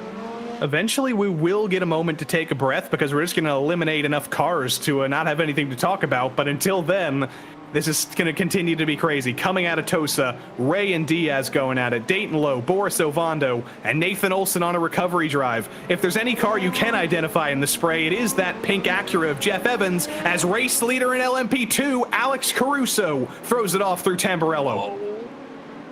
Man, that makes me nervous when they get back on track like that, because it's hard to see here. We saw a brief camera shot earlier, Joey, from inside one of the cars, and you see how bad the spray is. The visibility is not... It's surprising how accurate it is in iRacing, and also how scary and treacherous it is inside that car. That was Villeneuve, rather, not Tamburello, but this is what happened to Caruso in there, just totally missing the corner, Derek, and at that point, just trying to recover, trying to make sure that car was still pointed in a straight line and not get totally buried in the gravel. Yeah, it did a great thing there of keeping the car moving. That's the thing we talk about in real life sometimes when these drivers get out there in wet or dry, is just keep the car moving. Don't let it get stuck. Don't stop. Whatever you do. Man. I don't know where Andrew Wood is going. He's trying to find somewhere to find some dry track. He's not going to find it anywhere. Karsten Quint's in trouble. Tyler Pierre Richards getting around him. Boris Ovando has been forced down pit lane. Dayton Lowe has crashed. Boris Ovando is trying to get into the garages. Has there been a crash on pit lane, Derek? I don't know if this is the number of cars on pit road, I think. Wow, as you said, this is a battle of attrition. This is going to be just a battle of who can keep their car clean. And what happens in the rain, Joe, I'll talk about it real quick. As the rain now, we're at the heaviest part of the rain we're probably going to see this race. These lines are going to change. The puddles are going to get bigger. You can't run a consistent line in the rain. That line can change lap by lap. And that line, very, very different for an Acura just cutting Tamburello there. This is what happened to Boris Ovando. It was a crash that ended up on pit entry. Dayton Lowe, Boris Ovando, heavy contact. And at least it was a quick trip back to the pits. Yeah, that's a positive, right? It's right there. The repair is done, but man, he just got clobbered right there. And there's another car. That is Drink. Anthony Dring in the drink, indeed. He is doing a good job of getting it pointed, keeping it moving, keeping those tires spinning. What happened to him into Tamburello into turn one? How about the identical thing that every driver in this race has already done? Little loop-de-loop, little spin around, and getting it going again. Yeah, this racing, wet racing, it doesn't look easy, Joey, but I've tried it. It is way harder than it even looks. And there's John leading now, going around up through the grass, or the sand, pardon me. And he's gonna get it stuck. No, he's just gonna keep moving. And he'll try to get back on track here behind the other cars. And this is the first rain race ever in the Precision Racing League. So a little bit of courtesy does need to be given to these drivers. They've never done this before. They're all still learning as they go on, but it is an exceptional challenge, as you've seen so far in these first 10 minutes. Andrew Wood once again throws it off the road into Aqua Minerale. Edward Vardanesian gets around the outside of him. Edward Vardanesian has had a fantastic start to this race. Remember, he didn't get a qualifying lap in. He had to start all the way at the back in LMP2. He's up to P12 from that starting position and hasn't made a single mistake. This has been phenomenal from Vardanesian so far. Yeah, Vardanesian is kind of showing if you can be slow and steady and you can keep the car on the track in a rain race, you can come out with a pretty strong finish. You know, I was thinking in my head, Joey, now it's Monday, Tuesday, and Thursday nights, half the week, more than half the week in PRL. It's possible to see rain in a race. Indeed. I'm looking forward to it. Mondays and Tuesdays, indeed. The 73 of Eddie Layton joins the club of going around at Tamburello at turn 1. Drop him out of the top 5. And maybe, just maybe, we can take a breath for a moment. There was so much that happened on lap 1, Derek, that I do hope we get to see those replays of what happened on lap 1, but here's what we were mentioning a little bit earlier. The speed difference between GTPs and LMP2 mean that theoretically, in the hands of a human driver, an LMP2 can be faster than a GTP car. Unfortunately, the level of these GTP drivers is just so high that they're still ahead by virtue of surviving and by virtue of a little bit of speed, but those LMP2 cars very, very strong in the rain, and maybe a little bit of a nuisance for some GTP runners because they're not fighting for position, but they're similar on speed today. No, but the gaps are not as big as they normally would be between those two classes. So you see that there. Sean Campbell, of course, still leading his class and doing a great job at that. You see a battle here on the screen. This is not Sean Campbell. This is still a great battle right here. This is Nathan Ray and Michael Diaz for second and third in that class. Yeah, and this would be a pretty fantastic battle for the lead if Sean Campbell didn't exist, but he's just setting off into the sunset. He's going to be having a nice Sunday drive, and I can tell you that at some point in the next 35 minutes, if we do get a quiet moment, if we do eliminate enough cars that we're forced into a quiet moment, we do have Sean Campbell available to maybe tell us some of his secrets. We'll wait and see if we can do that. But as we ride on board with Michael Diaz, that windshield wiper working overtime in the spray of Nathan Ray. And you'll notice, Derek, as I was mentioning before the last Carousel of Entertainment kicked off, you do not drive this track the same way you do in the dry. That line that you're used to seeing at Imola, totally inaccurate now. The puddles are in totally different places. The curbs are absolute napalm. You can't even touch them. They're so slippery. It's a whole new track now. Yeah, that paint on those curbs seems to be super, super slick here in these race conditions. And so, yeah, you can't touch that. And by the way, that camera we saw there, by the way, with the spray coming back and hitting us in the face, that was above the car, by the way. That's not even what the driver back there is seeing. That is above the car, so it's even worse when you're behind it. There it is. Inside the Michael Diaz mobile, he's probably feeling pretty dry right now. They're usually pretty good about keeping those cars nice and sealed, but he'll be looking forward at a lot of gray in the near future. Bradley Holly and Nathan Olson, by the way, side by side for P5 a little bit further back. Olson has taken care of that. He made pretty quick business of Bradley Holly. Big loose moment for Michael Diaz. Lots of oversteer, lots of sliding. This is a water park for Michael Diaz right now. Yeah, this is scary for everyone involved in Michael Diaz. The worst part is he's trying to occasionally get offline, Joey, not because he wants to be in a different racing line. He kind of hopes to get a peek of what's ahead of him and see. But speaking of other things to see here, this is going to go our carousel of lap 1 replays, Joey. I am ready for the Carousel of Entertainment. Here's Jeremy Carter making contact with one of the, I believe that was Stephen Hassett. Carter spins it around, doesn't get collected, so well done to him. But here's Johnny Luna into Aqua Minerale. That's the number 990 of Alex Crow. LMP2 getting through on him. Johnny in the GTP coming through. Looks pretty good so far, but I think he was unfortunately just very tentative on lap 1. But this is what I wanted to talk about, Derek. This is actually a little bit after. This isn't turn 1. This is some LMP2s and some GTPs coming at it, trying to get it pointed straight. But lap 1, turn 1 is where I especially want to look, and I think that's coming up in the Carousel of Entertainment in the near future. Yeah, just a lot of instances to see here, and a lot of hard camera angles to see it from too. So we'll have to wait and see here about what we can and can't find. But just watching live on track here, you know, because it's still raining right now, you know, per the forecast we have, Joey, this track is not going to stop raining. It's never going to dry up. That'll be a conversation for a different day about how tracks behave if they start to dry. But for right now, it's just there. Indeed, Nathan Ray in trouble as well, Derek. He's just thrown it off the road from P2. Nathan Olson has crashed from P5. He's down pit lane, I believe still getting repairs. There's been all sorts of trouble, and how about even more? One of these Dunder Mifflin cars, the number 502 of John Krauser. No damage for him, just threw it off the road. He'll get going again, but the party continues as there is much, much more trouble out on track. Darian Roy is the first driver we're going to see from lap 1. This is what I saw, Derek, that rejoin as he, by no fault of his own, gets turned around by Daniel Zeggers coming across the track. But this from Darian Roy, this is unacceptable, Derek. Oh. Yeah, I have a couple opinions about this, and I don't know, we'll have to see it again later, but I wonder if that driver on track even saw him with all the spray and all the water. I don't know.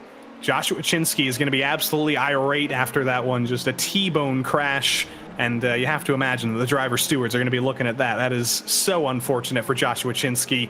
I believe he is back out on track. He was able to get that car fixed, but yeah, he's going to be quite unhappy with that one. Let's ride on board with Joshua Chinsky. This is exactly what he saw, Derek, and I think you're exactly right. He probably saw nothing before the crash. Bam! Yeah, I mean, right there, at that point, it's way too late to do anything about it, especially in the rain. The brakes aren't going to work as well, and honestly, didn't expect that driver to be pulling off on track like that. But Derek, I believe we do have cameras today, so it's looked like enough of a challenge from the outside, as you just saw another issue there through Rivatsa, some driver off in the gravel, but we will have a look at the drivers' faces, I believe, at some point today, but for now, I think they're fighting in silence, they're fighting in private right now, and they're probably sweating quite a bit. Yeah, probably sweating quite a lot, I would be here, so we'll have to wait and see if we can get anything later, but here is this beautiful shot here. That's the 38 car, and now he's off. It is just a piece of bad luck to have the camera on you, apparently. The number 38 of Andrew Vanaro trying to get things going again and desperately struggling to get that car pointed back straight. Eventually does keep it recovered, but that's outside of the top dozen for him. The battle for P8 continues. Andrew Wood looking forward, Jeremy Carter falling back. The battle for P5 and GTP kicks off. Bradley Holly has been having a very busy day. He's got Alec Bergstrom behind him trying to make a move. Yep, got Bergstrom right behind him. We saw Bradley Holly off track earlier, so we're trying here to have a bit of a recovery run now, part of Waterback Racing. Doing a great job here. Bergstrom now about half a second back here. There's another car around. By the way, hello, Eddie Layton. It's Eddie Layton. Hi, Eddie Layton. How you doing? Get it going. Get the wheels spinning. Not yet. Please, please don't take out Jeremy Carter. All right, he's good. He's pointed straight again. You know, something to think about here, by the way, there is a incident count limit in the PRL where you can get DQ'd out of a race, Joey. Are we going to I think we're going to disqualify every driver today. I'm beginning to wonder if there are some drivers here who may end up DQing just because it spins and off tracks, and we may see that come into play here. And of course, the problem with DQing out of a race, Joey, you don't score last place points, you score no points if you DQ out of a race. That is exactly right, and I don't believe the incident point count has been increased, as once again, Edward Vardanesian throws it off the road, and his old buddy Stephen Hassett throws it off the road as well. To give Edward Vardanesian credit, that's the first mistake we've seen from him all day. He's had a very clean run so far. One bobble, Derek. I think that still puts him ahead of the majority of the field. Yeah, so to come back to what we're saying, the incident count limit is 17 incidents. That is where you will get DQ from this race, so I'm not sure if anyone's close to it yet, but it doesn't seem impossible here. Watch this here. I think that's a little bit of target fixation from Edward Vardanesian. Stephen Hassett misses the corner in front of him, and Ed, just trying to use another car as a braking point because he can't see anything, ends up throwing it off the road himself, so bad luck there. But Bradley Holly, I kind of like this, Derek. I like the panopticon of Bradley Holly. I like staring at him and putting pressure on him and forcing him to not make mistakes, because it's always good to see the pressure on Bradley Holly. He's had it too good for too long, and I want to see him suffer, and I want to see Alec Bergstrom putting the pressure on him. Yeah, Bradley, one of the most winningest drivers across all of PRL, so Always easy to root against Bradley sometimes, but man, look at that right there. Isn't that a great shot of just how much the water's stacking up here? Like you could go fishing in that little pond right there, Joey. And just for the record, you've got Bradley Holly in this race. You almost didn't for a moment there. As through the second half of Rivazza, he goes for a massive slide and does let Alec Bergstrom through. But you've got Bradley Holly in this race. You've got Jeff Evans in this race. You've got Nicholas Schwartz in this race. You don't have Mark Kalin in this race, Derek. And you know why? That's because he's scared of the rain. I would be too. I'm not scared. You know what I'm not scared of? To admit I was wrong, Joey. I was wrong earlier. I said 3 nights a week.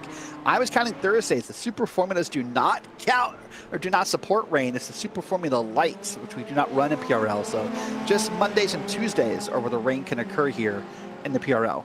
Alec Bergstrom inventing a new line through Tamburello, or actually the old line. That's the way the track used to be before it was a chicane. He does keep it ahead of Bradley Holly despite cutting that corner. I don't know if he's going to get a slowdown. He might get a slowdown for missing the corner at Tosa. Does get it pointed straight, though, and I think he is okay.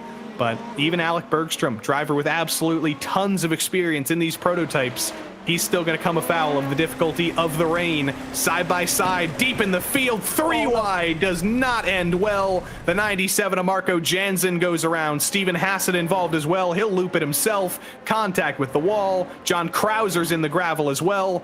That was a 3-way crash into turn 1, Derek. 3 wide at Imola does not work. No, even in the dry, I'm not a fan of 3 wide at Imola. Now let's add some rain to it. Oh, those tires bent. That car is stuck. He'll get to get towed out of there. And this driver here, I think that's Hassett right there, trying to keep it moving, trying not to get stuck here. And I think he's going to save it. Throttle it up, Steven. Throttle it up. Don't put it in reverse. Nice. Well done. Get it going. And that's somebody getting by. Who knows? Who knows at this point? That's Matt Carroll, potentially, from the back of the field. Oh, look at this, Derek. Here's the radar, our new feature here on RaceSpotTV that we get to take a look at. I wonder if it's going to dry up. I wonder if it's going to be more drivable for the majority of the field. It looks like the answer is no. Yeah, we're doing traffic and weather together on the 9s here on RaceSpot now, so we've got that going for us. But by the way, to come back to that into that DQ limit, a couple of drivers keep your eye on. Stephen Verity and Drink apparently are both very close to that DQ limit, so I'm curious if they'll back down their pace and try to be safe here for the next 25 minutes.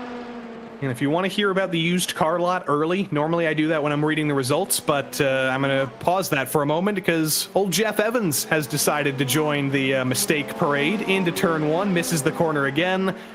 There's probably a massive puddle into turn 1 there, Derek. It's caught basically every single driver in this field by surprise, and Jeff Evans is no different from the rest, just flying off into turn 1 after a little bit of aquaplaning.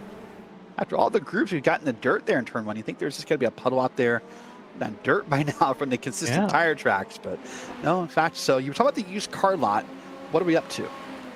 Jack Hedgecox, Carter James, Daniel Zeggers, Johnny Luna, John Rice, Dayton Lowe, Boris Ovando, Karsten Quint, Nathan Olson, and TJ Griffin is your used car lot at the moment. Those are drivers out of the race entirely.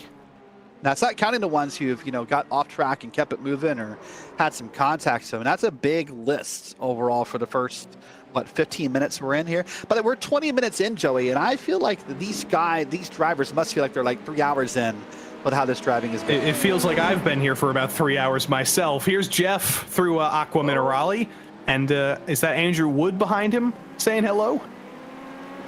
Yeah, not even an incident point we're hearing, Derek. Yeah, just a slide with no loss of control. The sim knew he was in control. He was just doing that for style. Yeah, Jeff was auditioning for a new movie role as a stunt driver, I think. I could see that. Jeff Evans, South Carolina Drift, something like that. This is very aggressive racing into the chicane in LMP2 between Dino Vella and Tyler Pierre Richards, 2 very brightly colored cars. And this is good. Let's ride on board with Dino Vella. Let's have a little bit of racing here with him and Tyler Pierre Richards as they come down into Rivazza, into the final 2 corners. Where does the purple Pierre Richards pop out? Nowhere. He's still just... Oh, there he is, as Dino throws it off the road. That's part of the key of road racing sometimes in the rain, is just being patient and letting the driver ahead of you make the mistake. Don't push anything here. Don't make the mistake yourself. Just be patient, and eventually the spot might open up for you. Who's close now? That was our one battle. Jeremy Carter is in a battle with the incident points. He has accrued 13 already. He's serving his drive-through, and he only has 4 more to play with in the next 23 minutes of this race. Ouch, that's dangerous. And I have a feeling he's going to find it very tough to make it to the end of this race. And even with all of this trouble, Derek, we're almost to halfway. We've talked about drive-thrus, we've talked about penalties, we've talked about crashes. We haven't talked about pit stops yet, and that is something you'll need to do. And something different about these pit stops to talk about as well, compared to dry versus wet, Joey, the tires. Yeah, I think you have to consider swapping tires. Typically in this race, there's another car. Oh, that's a hit in a wall. Goodbye, man, Nathan Mon. Welcome to the wall. Yeah, he was at 10 a couple of moments ago, Derek, from the admins, and that's going to be 1 more for an off-track and potentially 2 more for contact with the wall. Contact, yeah. So I was saying, in the rain here, I think you have to consider the fact that you should change tires in the wet here and get new wet tires. I think it's going to be a different set of pit stops than what we see in the dry. This is a battle for position with the, Darian Roy, hi, how you doing? But Jeremy Carter with Andrew Venaro, 2 drivers who were higher up in the field, have fallen down, have fallen on hard times, and are trying to recover. And they'll do battle for the last spot outside of the top 10. Jeremy Carter will get 1 more incident point for an off-track. He's going to be pretty close there. He's got to be at like 15 or 16 by now. This is going to be a huge point stay for some drivers, Joey. Even if you finish, not on the podium, watch this line here. It's really deep in the inside of that corner, and then curve it way out here. And now coming around again. Look at the puddles on the track here. That's how they're forming and how they're moving and how they're getting bigger. Is definitely a story of this race. But even if you finish mediocre, even if you finish P10 in this race, Joey, you could get some big point stays off the drivers who do not finish without being DQ'd, with them putting zeros up. And I do not believe, you can correct me, you'll probably know better, you cannot drop a DQ in the PRL. Correct. You can drop a DNF, you can drop a 0, you can't drop a disqualification, though. That is guaranteed to be counted.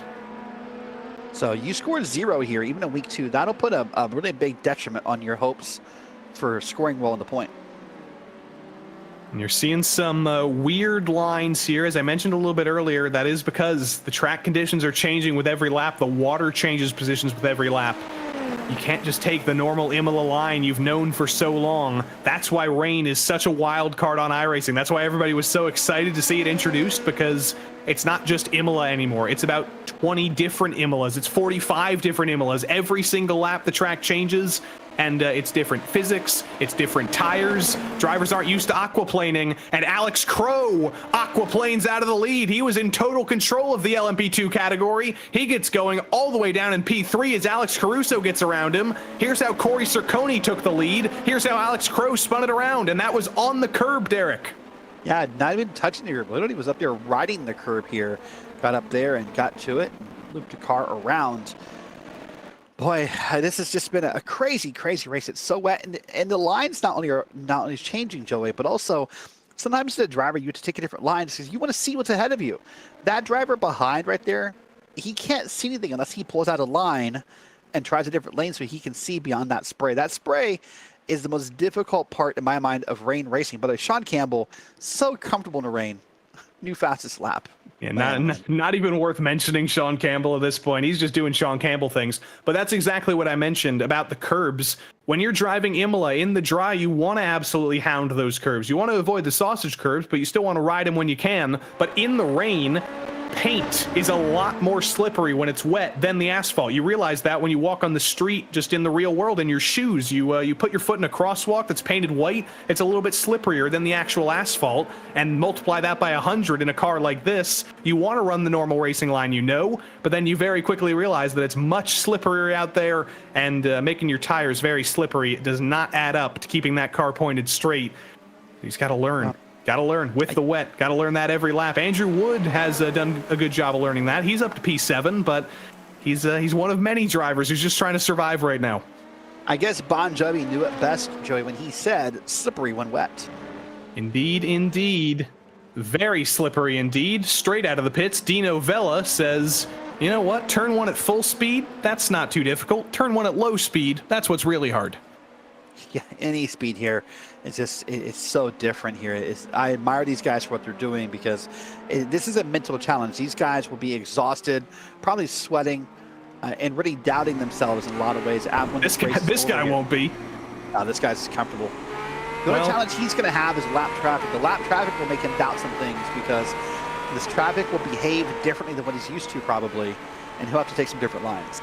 Sean Campbell has had it too good for too long, and I'm going to make sure to interrupt that. We're going to set him off his game, because we also have Sean Campbell to talk to as a live in-race interviewee.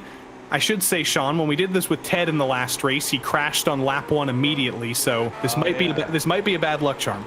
I heard about that, actually. Yeah.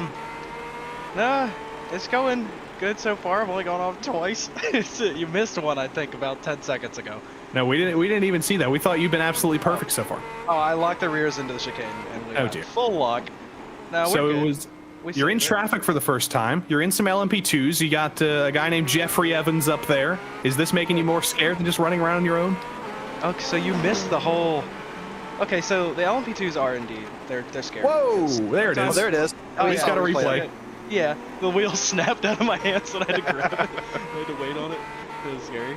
But the LMP2s are kind of scary because they're having their own race and they're way quicker in the corners and on the brakes. So if one lets you go, you just kind of have to hope they're not going to brake super duper late compared to you and then hit you. But I guess you missed the whole traffic shenanigans because we ran into the whole back of them, like the whole thing before they pitted. It's terrifying. There's like 15 of them in a line. John, if we're calling you perfect, you should just take the accolade and go with it. You don't need to correct us. Yes, that is we true. were calling you perfect. But the sheer amount that has gone on in this race, I'm sure you've seen the majority of it, Sean. You've probably seen cars buried and crashed everywhere. But this has been the first official wet race in the PRL, and it has gone very interestingly so far. Yeah, no, it's definitely really interesting. I'm glad that rain is here though, because interesting is good and it is bad, but it is also very good. Like, it's such a unique experience to drive in the wet. Sean, obviously the track is different. Sorry to cut. Obviously the track is different, but I'm curious, the amount of water on track right now, compare this to what you did at Sebring. Is the track more damp than Sebring, or how does that look right now?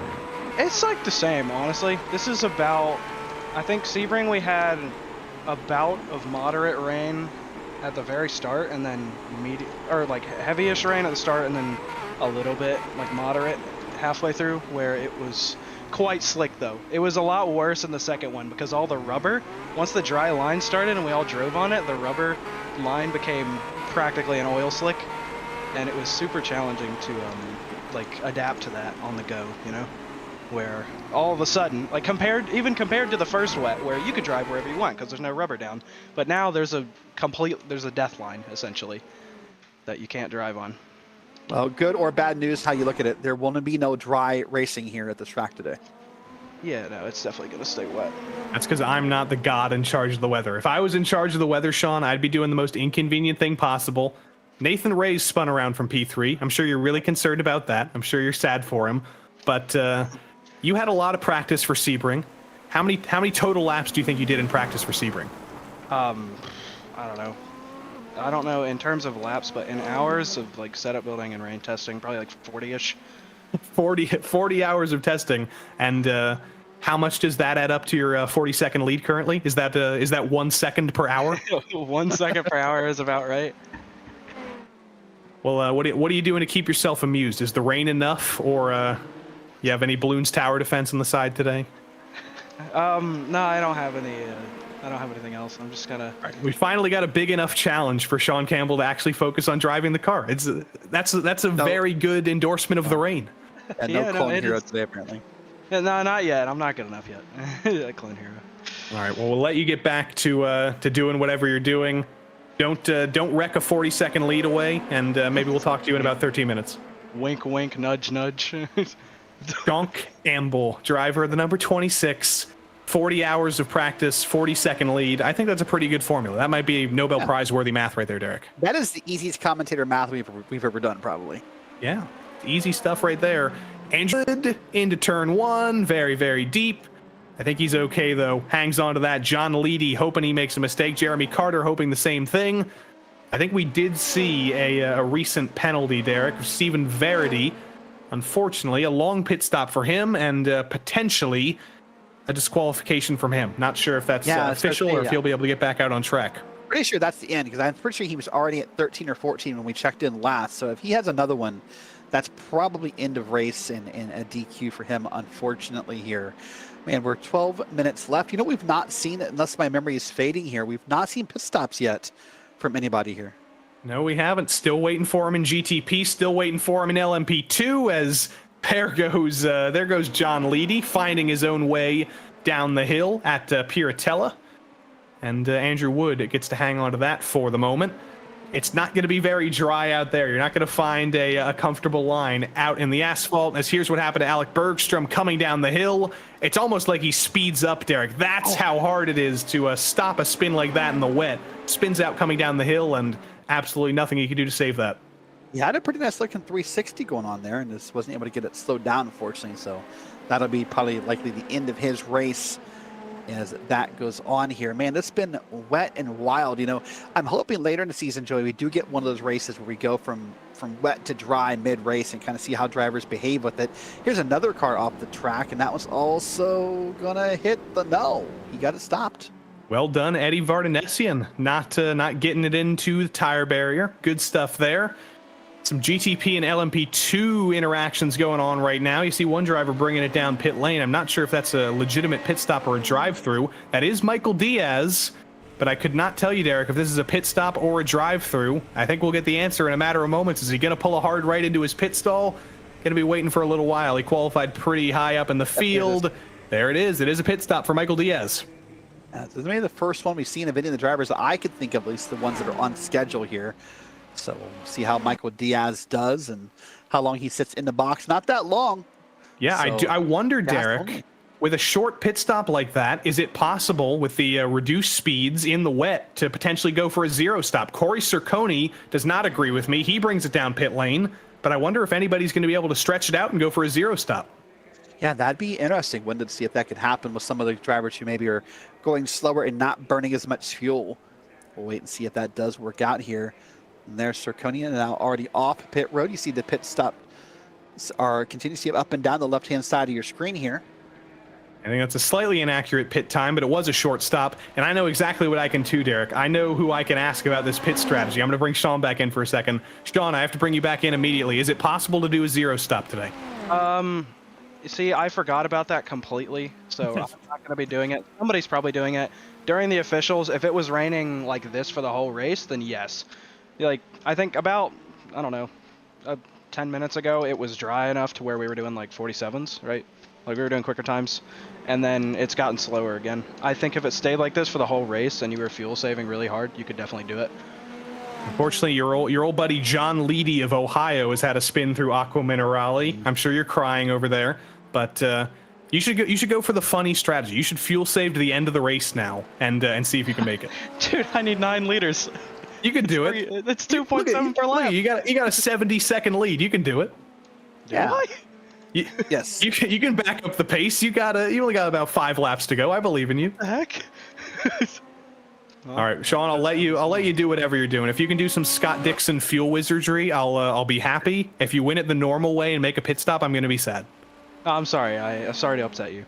Darn. Boo hiss. Yeah, I'll put Sean back in his corner. All right, 9 minutes to go, Derek. We're into the single digits. We're almost through with this. Andrew Wood, I'm sure, is ready to be done. And the number 13 of Corey Circoni is not down pit lane. That's the number 12 of John Leedy, who almost looks identical. Very similar number.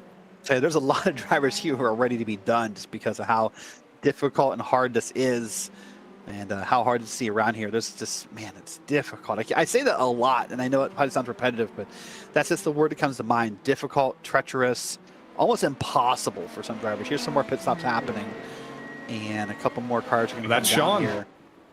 That's Sean Campbell coming down pit lane. I'm going to heckle him, Derek. I'm going to heckle him. Really? Boo. Dude, you suck. I hydroplaned into pit entry. I almost sped. You would have been giddy for that. I would have been so happy. Would have made a race. I mean, it was so close. It might have met a race. 40-second lead over Diaz. 40-second time penalty. Let's see it from on board. Ooh, it looks fine. it looks fine from the onboard, but I'm sure it was more scary from in the car. Oh, dude, it was full clinch. It was full clinch. Because All it right, happened twice. It happened twice? Yeah, there was one puddle that I locked up. I was like, whoa, okay, I need to slow down more. And then I hit the second one. All right, back to your cage. Dropping Sean Campbell back out there. We just had to heckle him a little bit, Derek. Yeah, heck him a little bit. He's had a great day. Obviously, very comfortable out here. And I guarantee you that happy giggle he has, that's not the consensus up and down the PRL roster for either prototype series here in this second race. And I should say it's very good to have Sean Campbell as our little whipping boy. It's good to be able to make fun of him because he comes down to the PRL because he loves it. That's not to say the rest of the field isn't strong. There's some very strong drivers in this series, but Sean Campbell is in the conversation for being the fastest American driver in iRacing competition. He comes down on Monday nights because he finds this very fun, gives him some time to do some racing, and yeah, in conditions like this, he is absolutely dominant. We have RaceSpot's own Will Chadwick tuning in the chat, says reminds him of F1 Imola in 2021, and I think we've seen about 50 Bottas and Russell incidents so far today. Yeah, we definitely have. You know what? And I will say this for Sean Campbell, and it's awesome he does come into PRL and race, and it's also a great experience for all the other drivers to say, hey, I get to race with this guy, and I get to watch his laps, and I get to race with him. Those kind of opportunities are what makes league racing across iRacing fun and desirable. Is you get to maybe have some opportunities you wouldn't get in officials. It's very possible that some of these guys may not be of an iRating that puts them in the same race as Sean. So now they get to come here and do it every Monday night. And Sean Campbell is not undefeated in the PRL. When he had his GT3 season, even before he was getting disqualified from races for switching cars too much, he did still get beaten by, I believe, Diego Morales and Vincent Trepanier. And so he is definitely beatable. It just takes you being at a very, very high level and a very, very consistent level to actually get that done. We're back on board with, I believe this is third in line, Luke Wallace, based on the white and gray. You couldn't really tell, though, because you can't tell if there's one car in front of him or two cars in front of him. He's driving blind. He's, what's the airplane term? VFR, something like that? Instruments only? I was more so thinking of non-airplane IFR? term. IFR, I believe years ago. I was thinking more of like this is like the blind leading the blind down this track here because, yeah, this is just horrible. One of the things that iRacing is working on, and I want to talk about a little bit, is making those lights on the back of the car ahead of you a little bit more visible. Because right now, I mean, it's so hard to see up there. It's just hard to see where those cars are. You could end up rear-ending someone here, just because you don't know. There's a quote, I don't know if you noticed last night, Snoop Dogg did commentary for WrestleMania last night. WWE Hall of Famer Snoop Dogg. And he kept yelling at the line, watch your back. And that's all I can think of here, because someone could run you over pretty easily. Oh, look at that view, Derek. Look at that. That's better. That's your average view. John Krauser, somehow on our telemetry reading negative 115 miles per hour. I think he may have turned into a Higgs boson somehow. I'm not entirely sure how he pulled that one off. It's like the Pac-Man game. He just turned it over. He went so fast that it started back at negatives. He's going to get back to positive soon. Don't worry about it. There you go. He was in big rigs over the road racing when you drive in reverse and it's actually faster. But here's an actual battle. Kwok Nin versus Bradley Holly. We haven't said Kwok's name once so far today, Derek, and I think that is a great compliment for Kwok. He's stayed out of trouble, and he's in P5 right now. Who knows how that happened?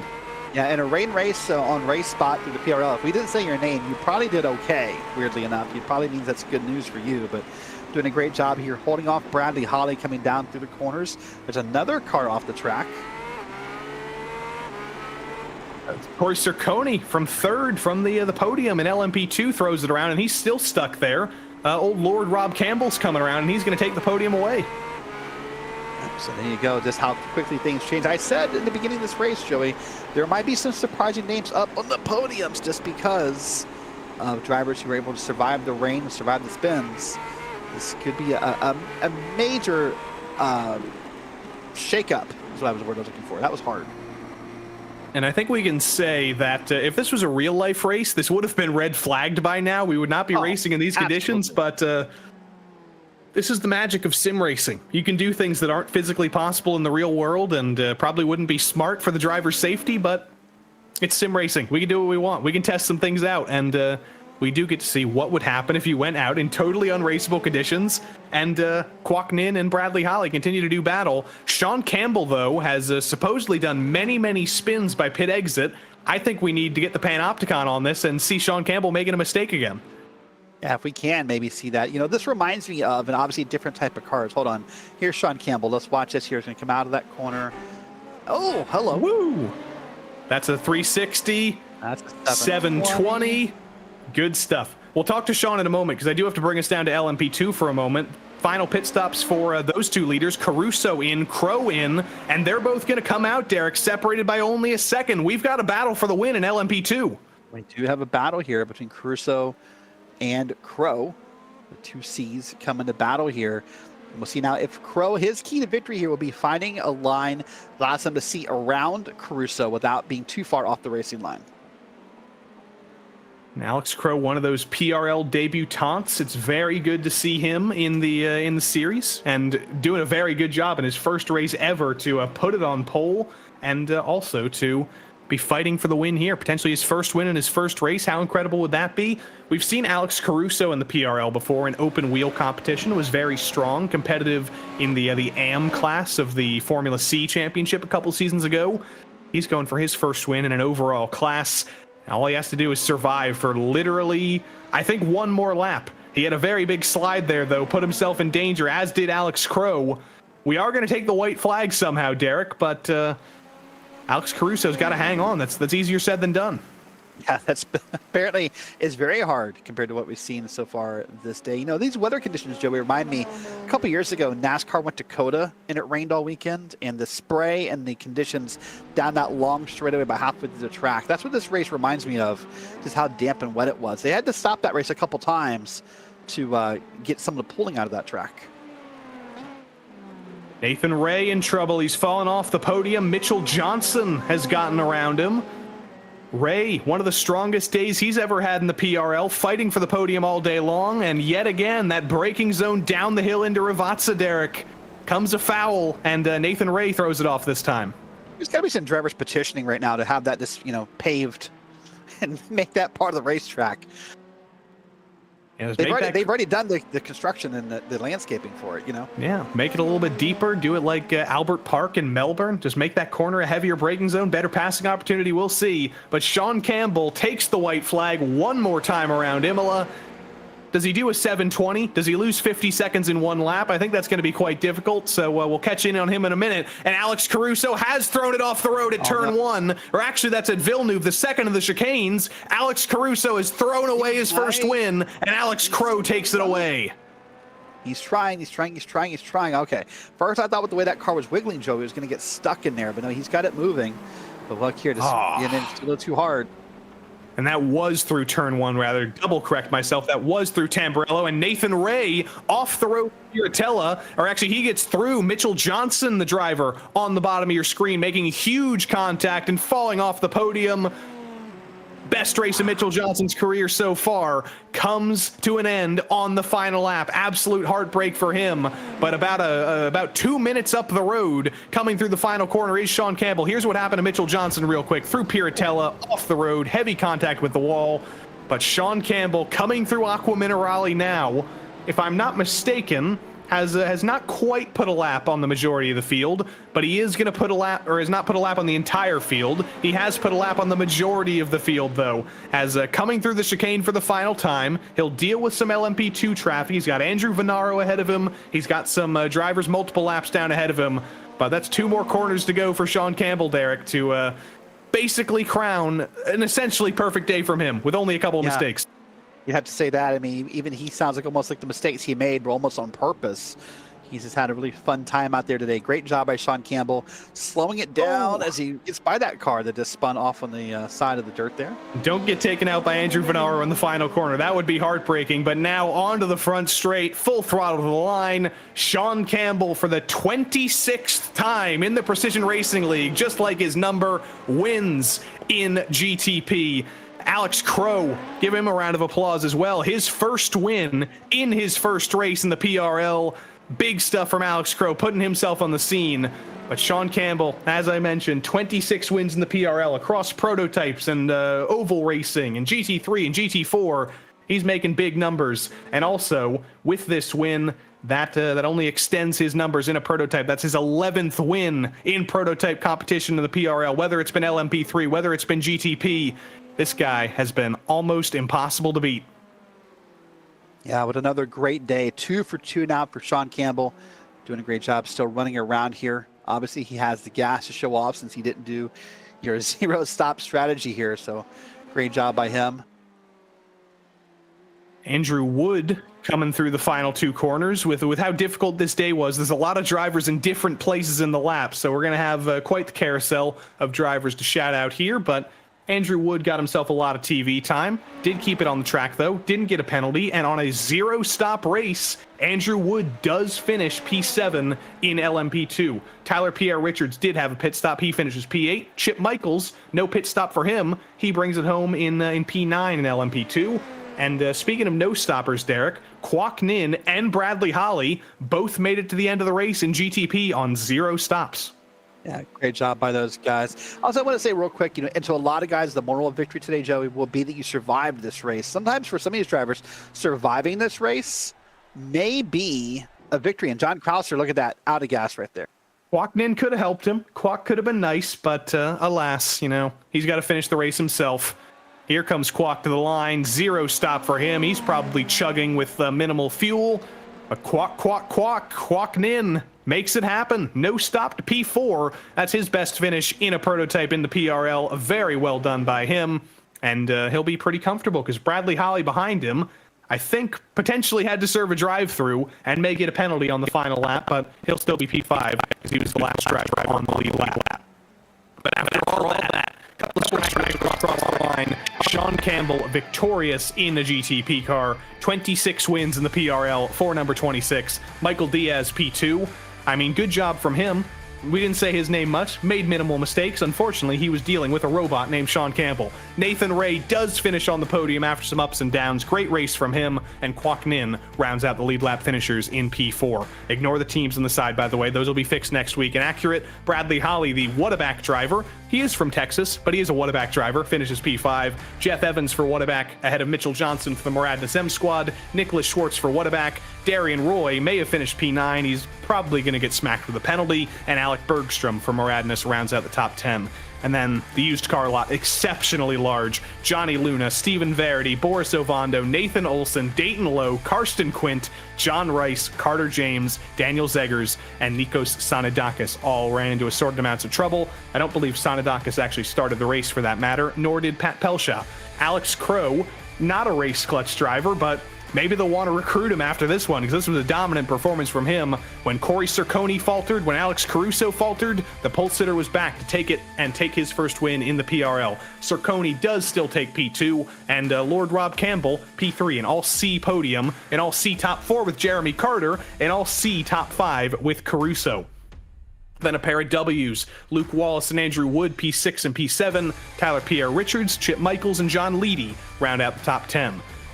Then one lap down in LMP2 was P11, unfortunately. It all went wrong for Edward Vardanessian. Well, it didn't all go wrong for him. He had a pretty strong day, but just outside of the top 10 after one of his best races. Andrew Venaro and John Krauser down to P13. Matt Carroll had a crash. Craig Bray had a crash. Eddie Layton had a crash. And we're into the used car lot already with Dino Vella, Nathan Mon, Marco Jansen, and Anthony Dring. Continuing that on, Josh Go in P12, Joshua Chinsky going to be very unhappy after lap 1. Stephen Hassett, TJ Griffin down to 24th, and championship leader Jack Hedgecox unable to get a lap in qualifying, and he was out as soon as the race began, essentially. He'll be using this as his drop week, most likely. But we've got somehow drivers to talk to. Somehow they've survived, and as if we didn't talk to Sean Campbell recently enough, we might as well talk to him for the 3rd time today. Sean, welcome back. I mean, what more haven't we talked about already? You didn't see it. We did see your last spin. We did see the 720. No. There was another one? No, that was it. Yeah. Okay, good. I hit the curb with just the rear wheel. So we can see now 8 incident points. Not bad. You got a pretty good margin, but I don't know. How do you feel? 45 minutes, first PRL race ever in the wet. What are your takeaways? We need to do another one. I think you're the only driver in the field who agrees with that. Listen, wet racing is, I don't know. It's just awesome. It's indescribably fun to me. It's a new experience on this sim. It is. It is a new experience indeed. But that's your 26th win for number 26. Are you going to stop winning now so you can keep that number? I haven't considered that. We'll see. Perhaps. Does Sean Campbell throw next week just to keep his number 26? We'll see. But Sean, congrats on finishing on lap 26, by the way. You're right. Darn. But 26 wins, number 26, still undefeated in a prototype. We'll see you next week. See if you can lose. All right, peace. Sean Campbell, kick him out. Let's get some more drivers in here. Because Derek, once again, we've got a first-time winner in the PRL, and it's another guy with an A name. Alex Crow is with Derek Watson after his first win. Well, Alex, we've completed our first points-paying PRL race in the rain. How'd that feel? It was pretty wet. It was starting to look a little bit better. The last 10-15 minutes were just absolutely horrible. Somehow snuck it up for the win. Caruso and Corey there, we were kind of trading places. We kept spinning, but turned out okay for me. Congrats to the other guys as well.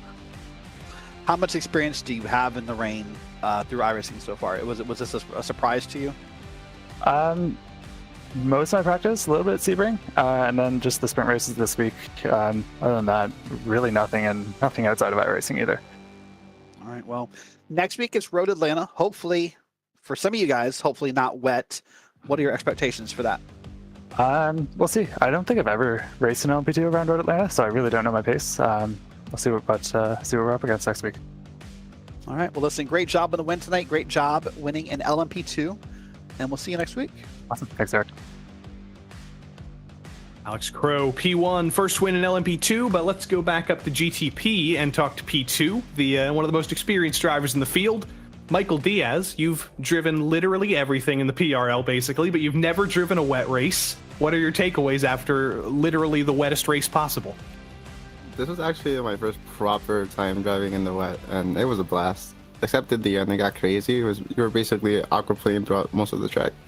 But it was fun. We could do it again next week. So we will go to Road America next week. I can't promise rain, but what are you feeling there? I know you're pretty strong there. I believe you did you win a race in GT4 there a couple seasons ago? How are you feeling? I think it's Road Atlanta. Well, if I finish second, it's like a win because I don't think anybody's gonna beat Sean. He's basically a 10K driver. So P2 is like F1. Whoever finishes behind Max wins. So that's kind of the situation we have here. So P2 is a win for me. There you go. I call you're leading in GTP 0.5 so far this season. Exactly. And to have basically the 0.5 win in the rain it was pretty cool. I like it. There you go. Well, congrats on surviving, Michael. Another PRL experience for you, and we'll see you next week at Road Atlanta. Yeah, for sure, guys. Shout out to the team. Sorry for boys who got killed, and to you guys for the broadcast. You have a good night. Michael Diaz coming home P2, and let's continue the old GTP LMP2 zipper. We'll go back down to a driver who didn't finish second. We don't have Corey Circoni, but we do have the driver who finished third, Lord Rob Campbell. How are you, Joey? Yeah, Lord Rob Campbell, welcome in. So was that your first race in the rain? That seems to be the popular question tonight. No. I did an official this week, but before that, I hadn't really done much since week 13, and where it was extremely wet, and that's about the first time it's been really that wet since I've been racing this season. So it was a challenge. Are you eager to do it again? Not that wet anytime soon. No, it was a challenge towards the end, just trying to navigate through the first couple corners, and the last couple corners seem to be the toughest. If you can get through there, you're able to have a moderately competitive lap time. So, all kidding aside, I do want to ask you. Felt like you were one of the few drivers tonight who didn't really have, spins off into the sand, into the dirt, or what have you. What do you think leads that? Is it just slower pace and just being patient, or what caused you to have more luck than some other drivers? I had an idea once the practice session went on. It just kept getting wetter and wetter during practice that it was going to turn into a battle of attrition. So in practice, I tried to find a speed that I could maintain as it got wetter out there without going off track. So that was kind of my strategy coming in, to kind of pull back the all-out speed and try and find something that was competitive, hopefully for a top 5 and staying on track. All right. Well, P3 tonight and LMP2. Good job. And we'll see you next week at Road Atlanta. Thanks, guys. Thank you. Lord Rob Campbell. Do have to refer to him by his official title. We'll take a little chat with one more driver, because there was a driver in this race named Nathan Ray, but I think we may have to rename him Nathan Rain now, because you're on the podium for the first time in the rain. The drive car go fast. I don't know what happened. That's a pretty good review of what happened so far. It was absolutely crazy. You were on a razor's edge. I see you had 12 incident points by the end. How close was it in those final laps? It was nerve-wracking. Like, as soon as I hit this, just before the pit stop, I think I hit 9, and I was on kind of like knife edge nerves as it was by that point. And then as they slowly creeped up, as traffic was thickening up after pit stops and having to actually making a few errors, admittedly, and flying myself off the track and being back in the realm of having to actually make a pass to get back on the podium. It was like, oh, this might be a drive-through, but it worked out, I guess. Well, Nathan, congrats on a podium, your first podium in this series, I believe, and we'll see you at Road Atlanta next week when it's a little bit drier. Thank you. Nathan Rain, I should say, coming home P3, and that's going to round things out for us here, Derek, today. Very, very wet, very, very interesting. I think us and the drivers are both ready for a rest, and we're ready to get a little bit more normal next week, as both in the LMP3-GT4 Challenge and the GTP-LMP2 series, we take on Road Atlanta next week. Yeah, very tiny track, so lots of traffic will be the story there. 1 week from tonight here on Race Spot Road Atlanta, and we'll see if we can find a clean piece of track anywhere in the other race. All right, same time, same place next week here on Race Spot. We'll see you there. But until next time, there's a little bit more PRL racing this week. You got GT3 racing tomorrow night. You got Wednesday and Thursday and Sunday as well. So we hope you'll see you on many and many of those nights. But until then, I've been Joey Tevin. Derek Watson's been Derek Watson. Our producer has been Dustin Ollis. And until we see you next time, so long.